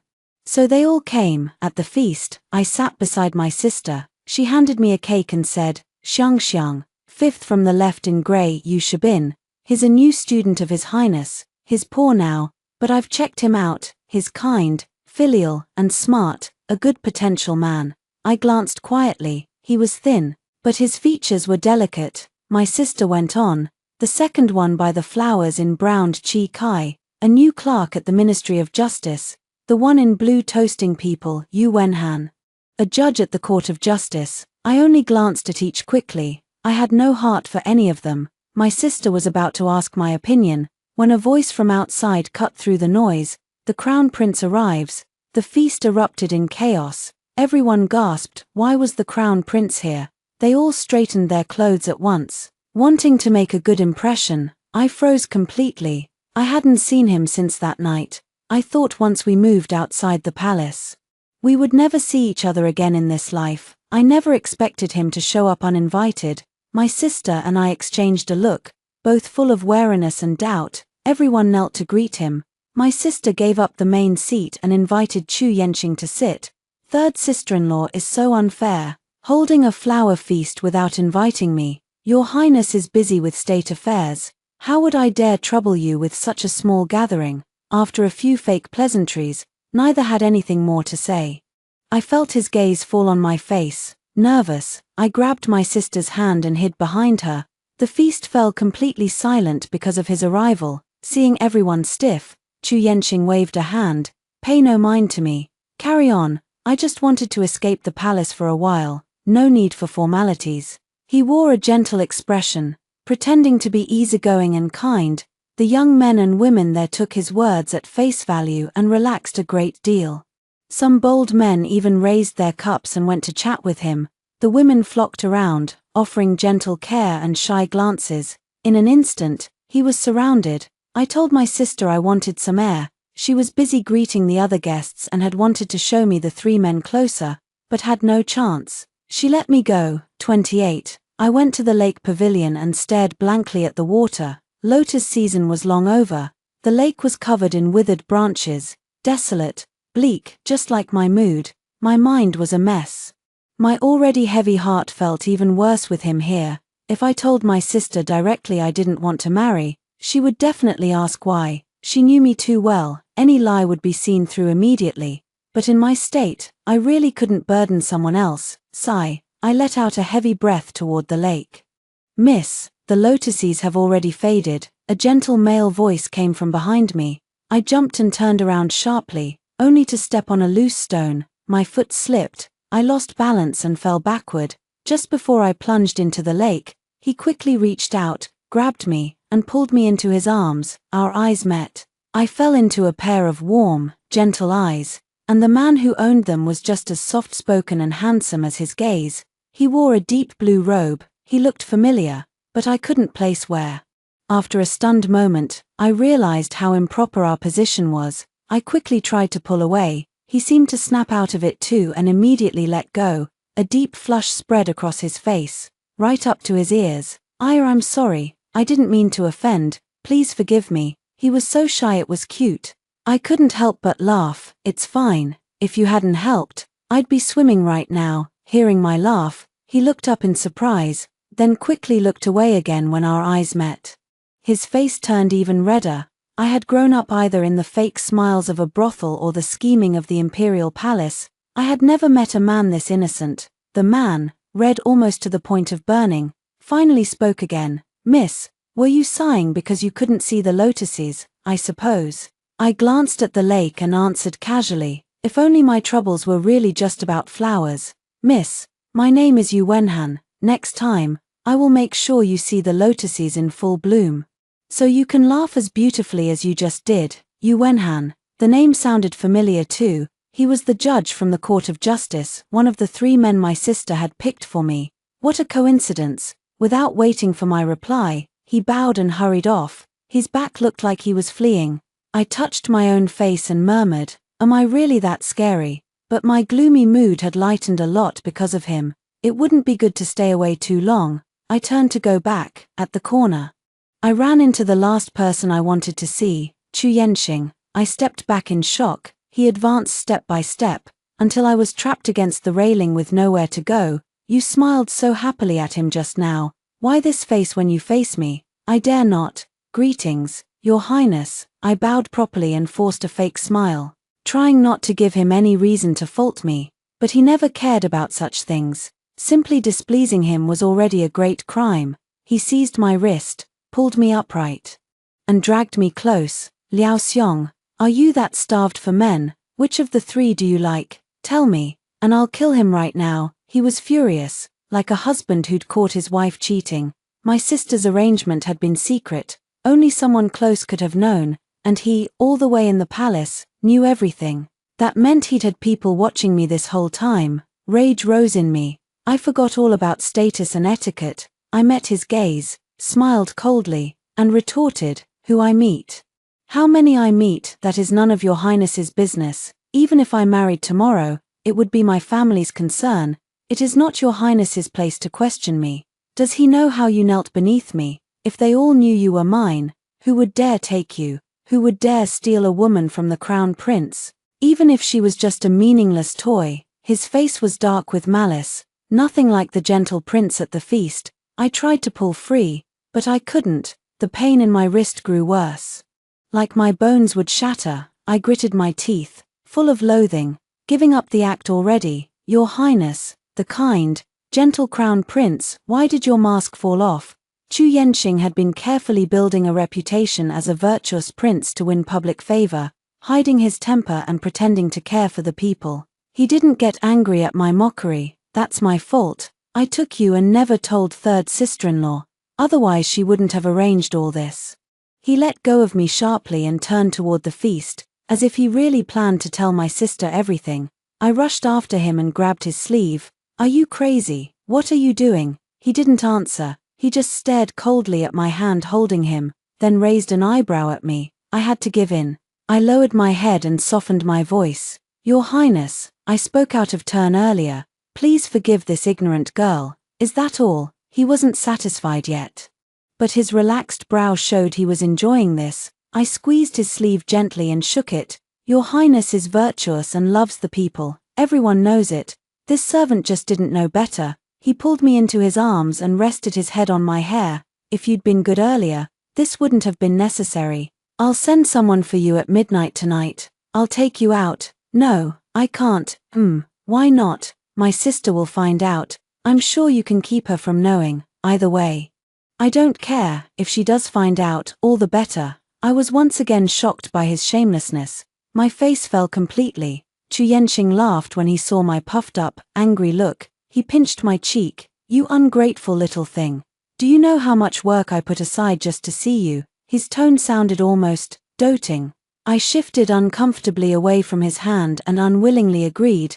To avoid suspicion, we went back separately. I waited a while, then returned to the feast. When I got back, Chu Yenqing was already gone. Just as he'd said he'd only come to see me, I sat back down and ate a few pastries without appetite, thinking about how to sneak out tonight. I believed him. If I didn't go, he would definitely expose us. For a man, a bad reputation was just romance. For a woman, it was a death sentence. The world was just that unfair. Suddenly, I felt a burning gaze fixed on me. I turned sharply and met Yu Wenhan's eyes again. His face flushed bright red immediately. I quickly looked away.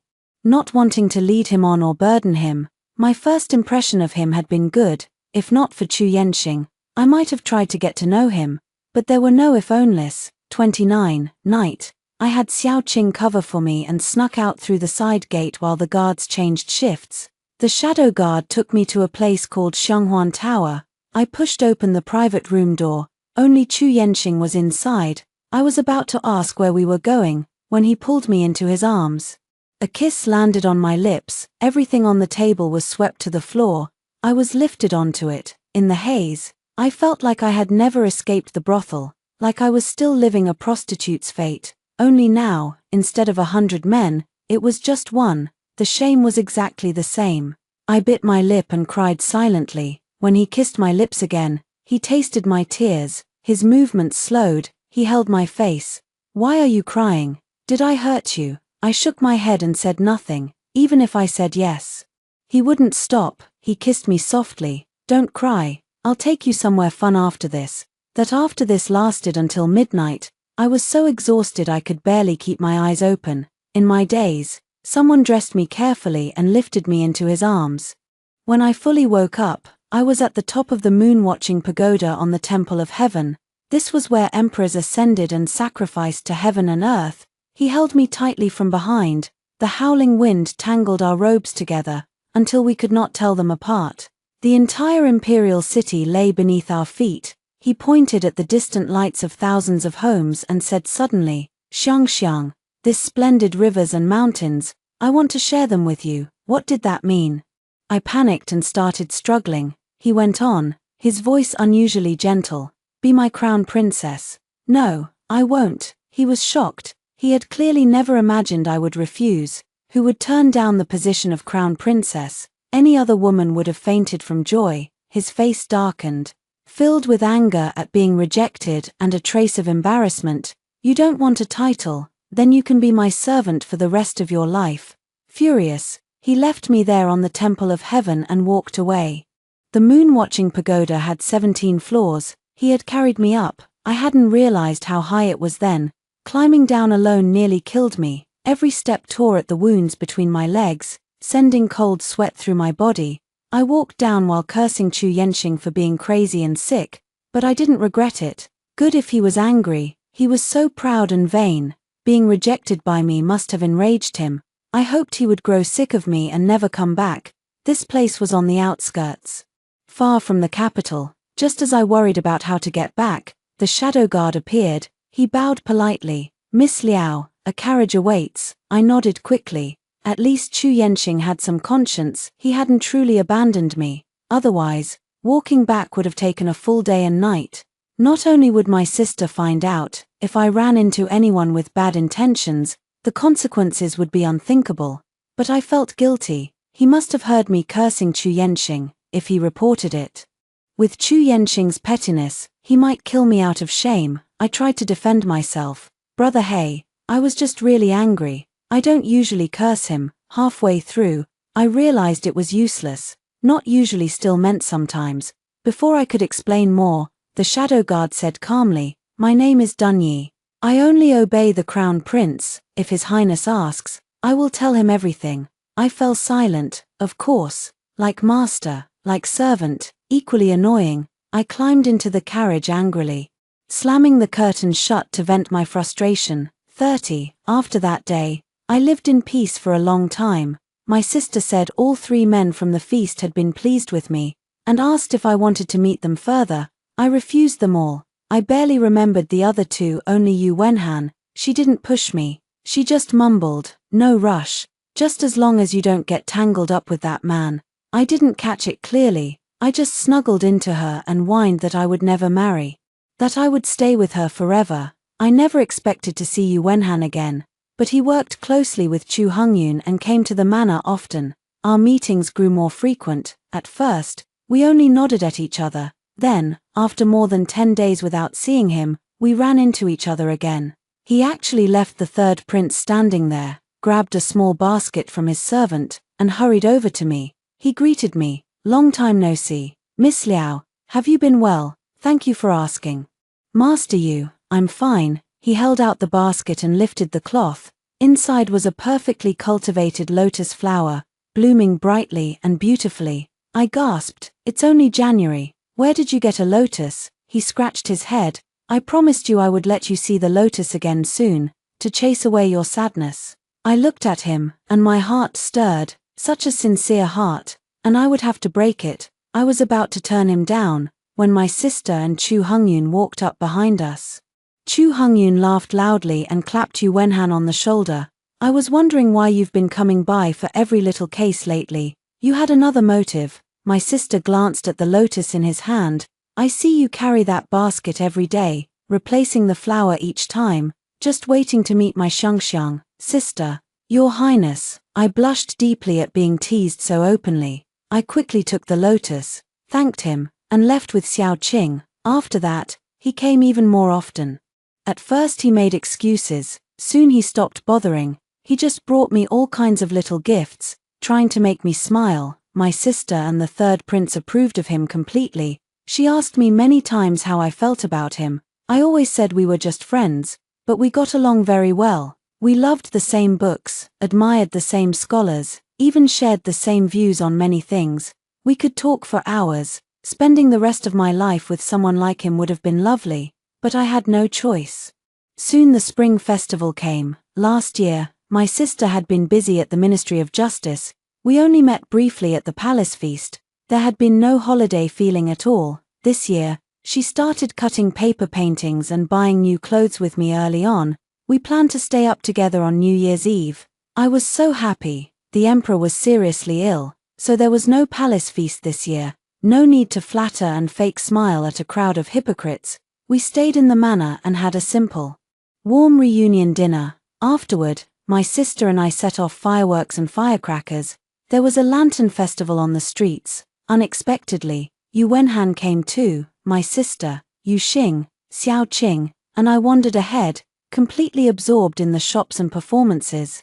Chu Hongyun and Yu Wenhan followed quietly behind, watching over us. My sister was very good at riddles. She won a jade hairpin. I loved the style and asked her for it. She raised an eyebrow and gestured behind me, "If you want it. Someone here would gladly win it for you."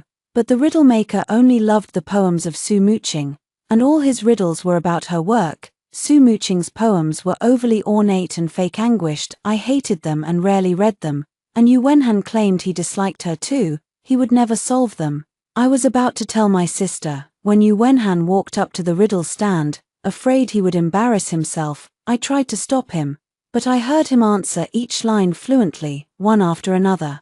Even the stand owner praised him. "Young master, you even know her most obscure poems. You must be a loyal reader." When he finished, my sister and the others had wandered off. Only the 2 of us remained. He held out an even more exquisite jade hairpin, his smile still shy. I realized we were so compatible only because he had been accommodating me all along.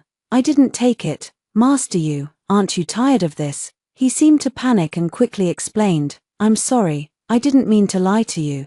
I just wanted to get closer to you. Whatever you like, I like. Whatever you hate, I hate too. I'm happy to do it." He looked anxious, his face red, as if he wanted to tear out his heart and show it to me. After spending so much time with him, I knew his character. I wasn't accusing him, I was moved. Chu Yenxing hadn't come for me in 3 months. He must have truly grown tired of me. I looked at this innocent, sincere man and decided to answer his feelings. I smiled at him. I love this hairpin, put it on for me. His eyes lit up instantly. No more words were needed. Just as he placed the pin in my hair, the sound of urgent horse hooves echoed down the street, accompanied by shouting. The crowded street erupted into chaos. Yu Wenhan quickly pulled me into his arms to protect me. The hairpin was knocked to the ground. Before we could pick it up, a horse's hoof crushed it. I looked up from Yu Wenhan's embrace, and met Chu Yenxing's eyes. My heart skipped nervously. I tried to pull away from Yu Wenhan, but Chu Yenxing just rode past with a cold, indifferent expression. It was as if I were a complete stranger. A carriage followed behind him. The night wind lifted the curtain, revealing a delicate side face. People whispered. The Crown Prince and Miss Ruan went hunting at Changqi Mountain. They left just as grandly. She even rode with him. The Crown Princess position must be hers. They look perfect together. A weight lifted from my chest. This was for the best. 31. After that day, Yu Wenhan and I grew even closer. We even met each other's families, and everyone got along well. The day before his family planned to propose, I met him alone. I said, "Master Yu, do you know why I dislike Su Muqing's poems?" "Yu Wenhan, you said you find her affected and full of fake sorrow." "No, I dislike her because my sister dislikes her. The wind and moon in her poems are not just wind and moon. When she sees wind, she thinks of a high-spirited young lord. When she sees flowers, she thinks of lovers meeting beneath them. Her poems have no self. In her verses, I only see women kneeling at men's feet, as if without a man's love, life is not worth living." She also said women should guard their virtue with their lives. She called women who marry twice shameful, worthy of death by 1,000 cuts. If you love her poems, Master Yu, do you also love what they mean? I didn't wait for him to answer. My sister says everyone takes the wrong path sometimes. Men get to turn back. So should women. She strongly supports women leaving bad marriages and remarrying. She calls it nirvana rebirth. I believe the same. I need to tell you, I have never married. But I am no longer a virgin. Please think carefully before you propose. I had no hope. In this world, a woman's chastity was everything. I turned to leave, but he spoke. "I know, I've known since the beginning." I turned back in disbelief. That day at the lake pavilion, when you didn't return for a long time, I went back. I saw you and the Crown Prince. I overheard everything. I love you. I only hate that I didn't meet you sooner, didn't marry you earlier. My heart has not changed since the first time I saw you. It never will. Everything went more smoothly than I could have imagined. Yu Wenhan didn't care about my past, and Chu Yenxing never appeared. Our families began the wedding rituals, exchanging birth dates, sending gifts, formal introductions. Those steps took half a month. Next came the ancestral ceremony, placing our birth dates before his family's ancestral tablets. If nothing bad happened to either family within 3 days, we could set the wedding date. During this time, the bride and groom could not meet privately. I was very nervous at first. My sister comforted me, saying it was just a formality. I relaxed. On the night of the 3rd day, less than an hour before midnight, everything was still peaceful. I thought my happiness had truly arrived, but Xiao Qing shook me awake in the middle of the night. She brought terrible news. The Yu household had been raided and arrested. Yu Wenhan's father, the minister Yu, was accused of embezzling military funds, and it happened exactly at the last moment before midnight. But Minister Yu was clean, honest, even rigidly proper. He could never have embezzled. When Xiao Qing said the Crown Prince had led the raid personally, I understood everything. By the time I reached my sister's courtyard, she was already on her way to find me. As soon as she saw me, she said plainly, "When did you become involved with the Crown Prince?" I had no choice but to tell her everything. Her face twisted with pain, grief, guilt, and a grey, hopeless despair. She murmured, "This is fate." 32. Chu Hongyun begged the court for mercy, for time to find evidence for Minister Yu. But the emperor was gravely ill. The Crown Prince was now ruling in his place.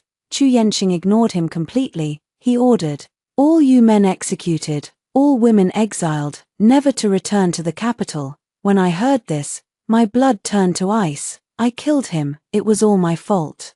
I took the jade pendant and letter and rushed to the palace to see Chu Yenxing. It was my last hope.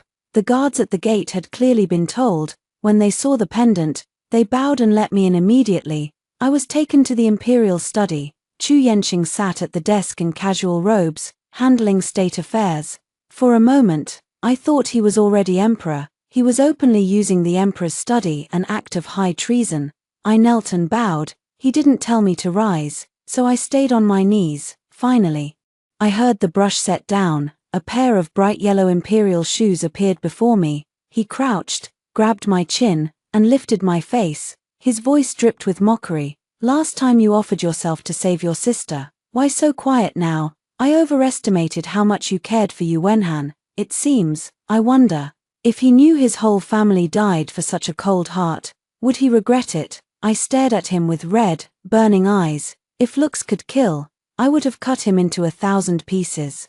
What do you want? I was with him 3 months after you ignored me. I thought you'd grown tired of me. I had to think about my future. And you saw us hugging that day. You didn't care then. Why are you doing this? Take your anger out on me. Don't hurt innocent people. I was sobbing by now. Large, heavy tears fell onto his hand. Any other man would have held me and comforted me. But this was Chu Yenxing. So you're upset I ignored you. He shoved me away in disgust. Then grabbed my waist and lifted me up. He turned me around and pressed me against the desk. A sharp pain shot through me. I leaned over the desk and grabbed his memorials in revenge, tearing and crumpling them. In the violent struggle, the papers scattered across the floor, sacred state documents, trampled underfoot. Just like he trampled me, suddenly he bit my shoulder. Did you do this with him? It hurt. Tears blurred my vision. I didn't dare lie. And no, again and again. He was punishing me for rejecting him that night. He ignored every scream and begged for mercy. After a long time, he finally stopped. I collapsed to the floor, weak and half-naked. Without his support, he calmly fixed his robes. As if nothing had happened, I lay on the ground, clutching the jade pendant. The letter was soaked with my sweat. I wanted revenge. I wanted to see his face when he realized he'd been humiliating his own savior. I lifted my hand toward him. When he looked, I let go. The jade pendant fell to the floor. I stared at his face, waiting for the guilt and regret I craved. Instead, I met his mocking eyes. He wasn't surprised at all. You think this will make me spare him? Do you look like I repay kindness? You knew it was me all along. He looked down at me. Liao Xiong. You're stupidly cute. No one ever told you your eyes are unforgettable, and you never even changed your incense. Did you really think you could fool me? Then why pretend you didn't know? Because I needed you to save me. If I needed you, I had to let you play your little game. Let me guess. You saved me so you could use this against me today. I won't be too cruel to my savior. You'll see your little lover one last time. When I saw Yu Wenhan, Chu Yenxing was holding me tightly. He threatened. Move, and I cut a piece off him. Guess how many pieces he can take? I froze instantly. When they dragged Yu Wenhan in, I broke down crying. The gentle, elegant young man was broken, eyes dull, beard unkempt. His prison clothes were filthy, crusted with dark blood, and it was all my fault. Guilt crushed me. I would rather he screamed at me, hit me, but I couldn't bear his gentle, comforting smile. He was still trying to tell me he was okay. How sweet, Chu Yenxing whispered in my ear. His arm tightened around my waist. Your Highness, you've won. Stop hurting innocent people. She's not innocent. If not for her, I might not have moved against the Yu family so soon. I cried uncontrollably, repeating over and over, I'm sorry, I'm sorry. His last words to me were, I know you will never be the woman Su Muqing wrote about. Even without me, you will find someone else who admires your rebirth. I couldn't watch the Yu men be executed, but I went to see the women exiled. Yu Wenhan's mother hated me. She screamed I was a curse, that I destroyed her family. I returned home and fell deathly ill. In my dreams, countless ghosts came for me. Witch doctors were popular in the capital lately. When I was near death, Chu Hongyun brought several to perform rituals. Miraculously, I improved. The practice had spread from the palace. The emperor was too sick to leave his bed and now believed deeply in witchcraft. Strangely, his health began to recover. After I could eat a little porridge, my sister told me the full truth about the Yu case. She said, "Minister, you had been a loyal supporter of the third prince. Even without me and Yu Wenhan, once the crown prince gained power, he would have eliminated him anyway. But I still couldn't forgive myself. I had speeded everything up, my reputation in the capital was ruined, everyone said my birth date was cursed, that I had killed the Yu family, all the marriage proposals stopped.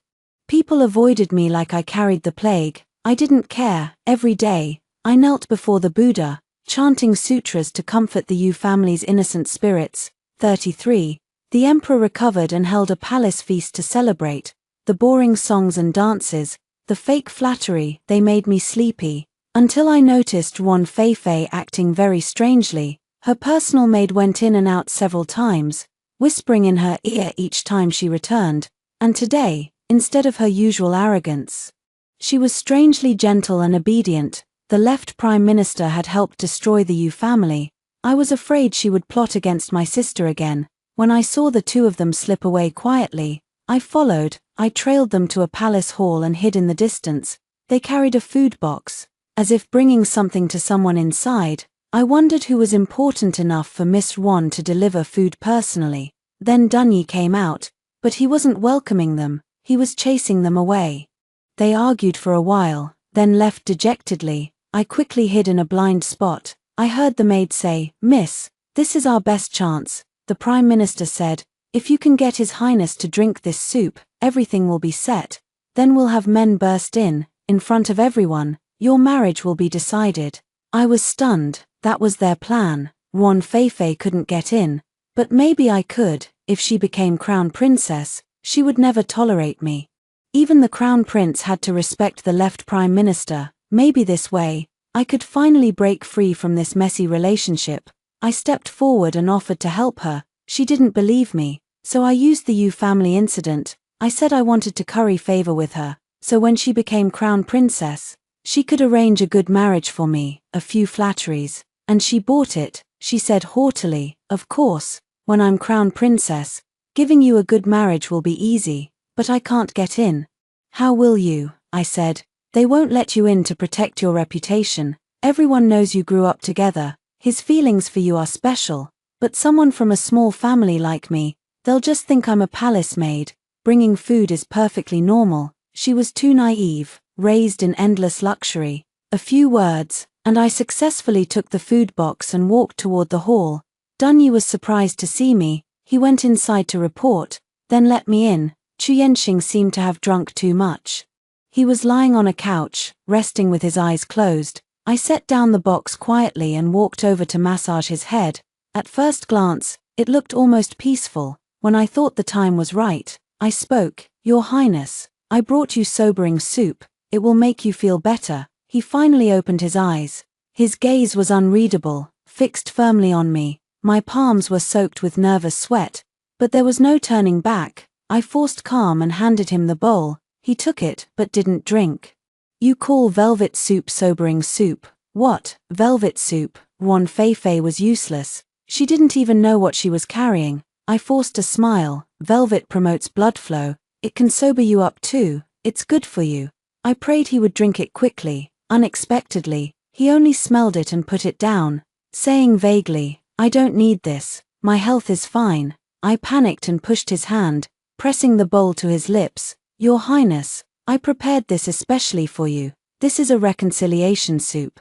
After you drink it, all our grudges are gone. If you don't drink it, you're still angry at me and won't forgive me. Why are you being so obedient all of a sudden? Didn't you know, thanks to you, I'm famous in the capital. They call me the Black Widow. No one dares take me now except your Highness.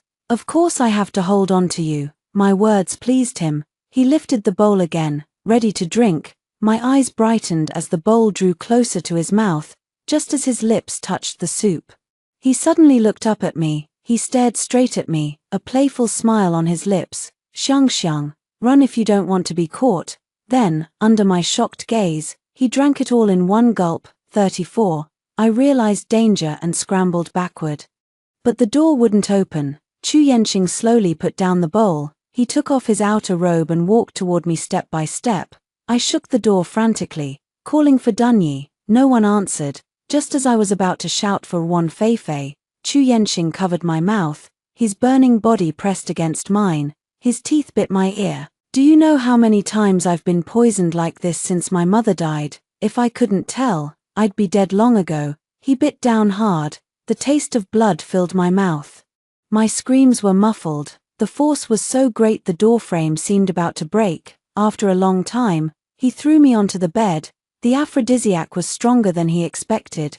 His face was flushed with desire. His hand moved from my mouth to my neck, not too hard, not too soft, just enough to make me feel slightly suffocated. Everything hung on the edge. My mind dissolved in the waves he created. He already knew exactly how to break me. I cried and struggled, but was pulled helplessly into the frenzy. I woke up to the noise of a crowd. I opened my blurry eyes. The scene was horribly familiar, just like the Mid-Autumn Festival last year. We were caught in bed together, in front of everyone. In the crowd, I saw my sister's worried eyes, and Wan Feifei's eyes, burning with hatred. I quickly checked my clothes. Thankfully, I was dressed. Everyone was whispering. I was too ashamed to move, frozen on the bed. Then Chu Yenxing spoke, calm and innocent. Sorry, third sister-in-law, I don't know what happened. Miss Liao brought me some soup. After I drank it, I lost control. A palace doctor immediately checked the empty bowl. He bowed to the livid emperor. Your Majesty, the soup was laced with aphrodisiacs. Chu Yenxing acted shocked. So that's it, Miss Liao, how could you be so shameless? He continued. Given what happened, I have no choice but to take her as a bed maid. After this, I'm sure she doesn't care for titles. Just like that, I was trapped again. After that night, the third prince's reputation was ruined. Everyone said Chu Hongyun was inhuman, that he'd sent his wife's sister to the crown prince's bed to bring him down. Meanwhile, praise for Chu Yenxing grew louder. I was kept in the palace, the lowest, most shameful kind of bed made in the Eastern Palace. I lived the humiliating life from my dreams. Every night, every day, he used and humiliated me. In my room, his study, even the swing in the garden, whenever he wanted, without hesitation. 35. One day, I sat under a flower trellis, staring blankly. I couldn't even bring Xiao Qing in with me. A new young maid named Xiao Lian attended me. She fanned me and tried to comfort me. Lady, don't be sad, you're only a bedmaid now. But you're the only one His Highness favors. Look at your yard, your food and clothes, they're far better than a normal bedmaid's, and he comes to your courtyard every night. You'll be promoted soon. If you have a son, you might even give His Highness his first child. Her words gave me a headache. I closed my eyes and slept. Days passed in a blur for over a month. Then one afternoon, I was napping in the yard, when I heard a long, mournful bell. State funeral. The emperor was dead. The crown prince was now emperor.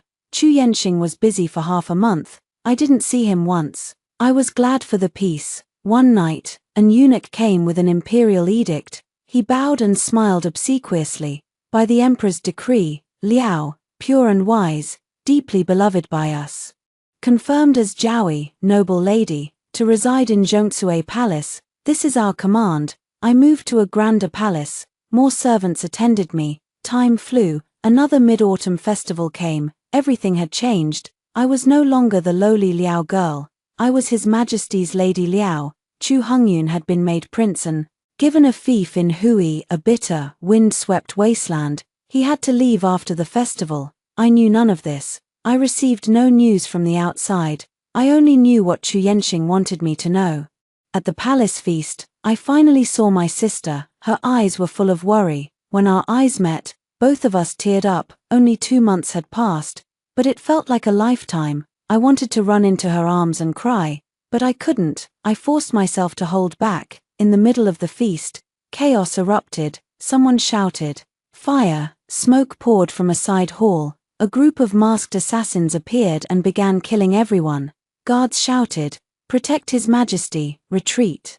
A minor lady like me had no right to stay near him, but he walked against the crowd, straight to me, and grabbed my hand. In the chaos, someone slipped a note into my palm. Once we were escorted to safety, he pulled me close and checked me over. "Liao Xiong, are you hurt?" I heard a trace of worry in his tone. Was he actually concerned for me? I looked at him with mixed feelings. In the month I'd been in the palace, at first he'd been furious I'd refused to be his crown princess.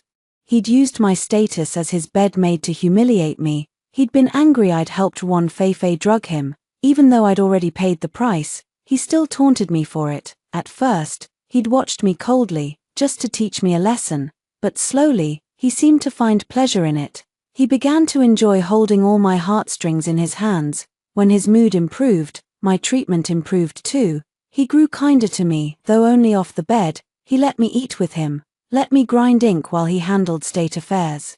It almost felt like an ordinary couple. A light flick on my nose pulled me back. Chu Yenqing ruffled my hair.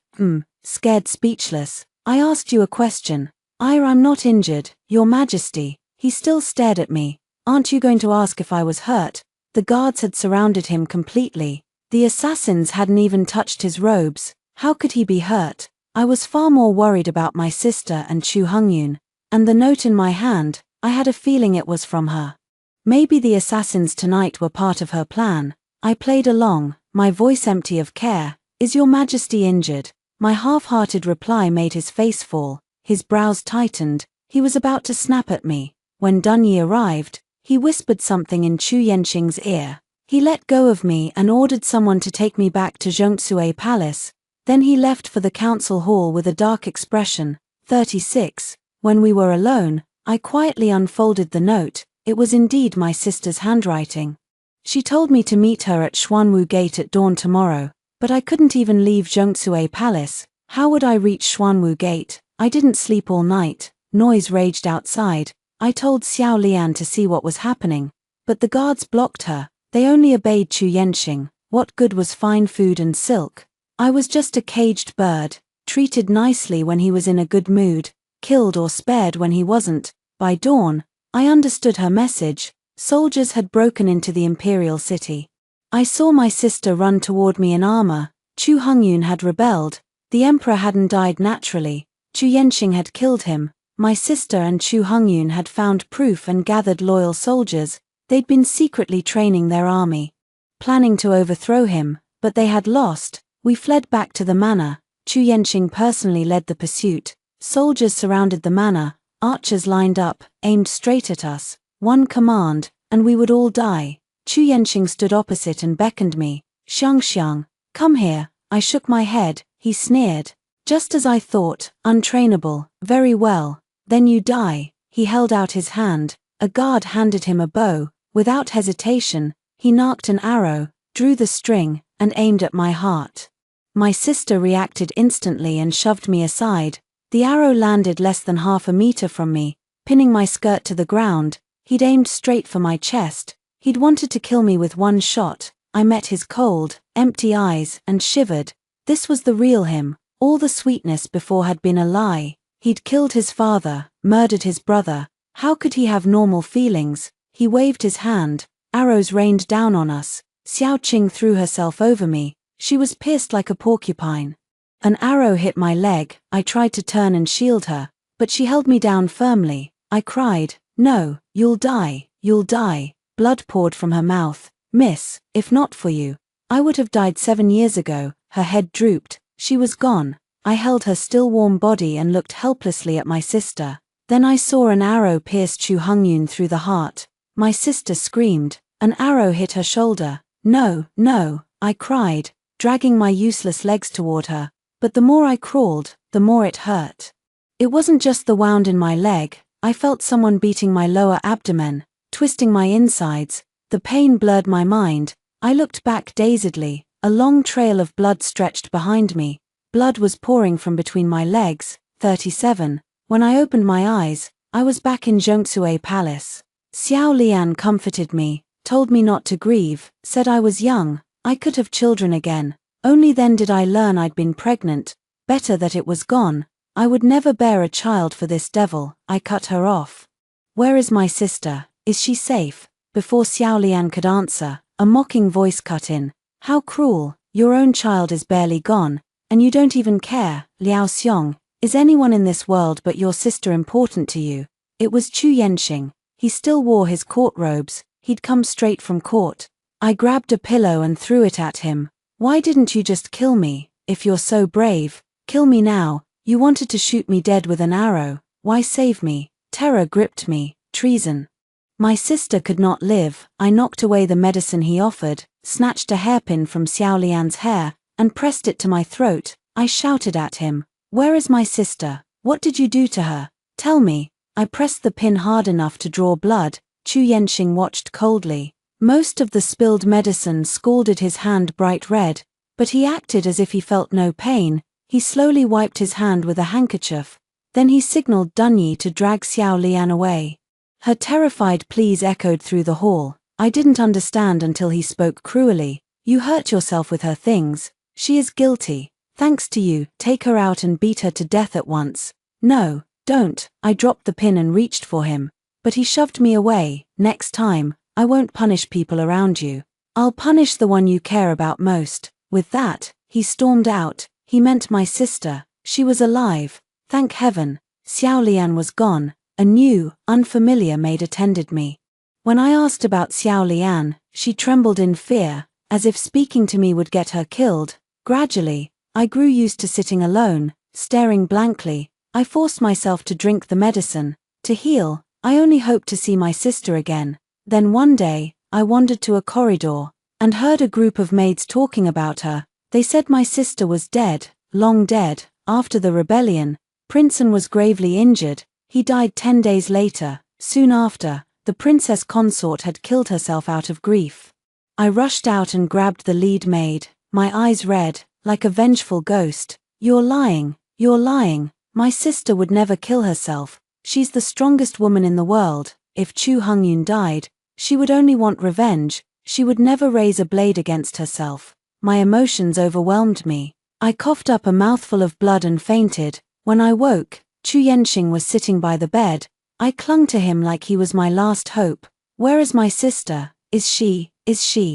Chu Yanxing seemed to sense my despair. He lied to comfort me. "No, she's in prison. When you're well, I'll take you to see her." A faint light returned to my gray, lifeless eyes. 38. But my hope was soon shattered. I saw Yu Xing. She brought me a letter, my sister's final letter. She hadn't killed herself. That was just a story for the world. Chu Yanxing was afraid someone would dig deeper into the rebellion, afraid they would find out he'd murdered his father to seize the throne. After Chu Hongyun died, Xiao Qi had rescued my sister. They'd launched one last, desperate attack. Naturally, they lost. My sister died in that battle. This letter had been written before she left. Knowing she would not return, my hands shook as I held it. Tears soaked the envelope. "Xiang, my little sister. All good things must end. I'm glad that when I leave, you've already grown up. The paper plane you folded was beautiful, but I want you to become that plane yourself. Fly wherever you want to go. You once said you wanted to go to Suzhou, to see the rivers of the south. When you get there, please place a dogwood branch under the tallest tree in the east. That is the direction of my hometown." I broke down sobbing. My sister was afraid I would kill myself. She wanted to keep me alive. Chu Hongyun still had loyal men. They rescued me. We dared not take the main roads. We traveled only through rough mountain paths. It was dangerous, but we escaped the capital safely. In the distance, we could already see the gates of Suzhou. Then a troop of riders surrounded us. I saw Chu Yanxing riding at the front. They clashed in a frenzy of blades. Once again, I watched the people closest to me die before my eyes. Yu Xing was run through with a sword. She turned and screamed at me, frozen in shock. "Run, miss, run." I snapped awake and sprinted forward, only to stumble onto the edge of a sheer cliff. Chu Yanxing and his men had caught up. He said, "Come here and apologize now. I will forgive you." I laughed bitterly. "You forgive me? I never asked for your forgiveness. What crime have I committed? You killed everyone I loved. I only hate that I was never strong enough to kill you. Why can't you just let me go? Do I have to die in front of you before you'll leave me be?" I was so tired. I looked down at the endless, dark drop below. "I'm sorry, sister. I'm too tired. I can't see Suzhou for you." As I prepared to jump, I heard a terrified roar from behind me. "Don't jump. Liao Xiong, if you do, I cut him off." "You'll what? Do you have anything left to threaten me with?" He stepped forward as if to grab me, but feared driving me over the edge. His voice softened, desperate to calm me. I stared at his panicked face and asked suddenly, Chu Yenxing, do you love me? Yes, I love you. Come back, I will make it up to you. I swear it. I didn't seem to hear him. And if I die, will you grieve? Then, under his horrified gaze, I jumped. Sister, you tried so hard to teach me, but I never learned to be like you. If it were you, you would have fought your enemy to the death, not hurt yourself like a fool, just to make him hurt.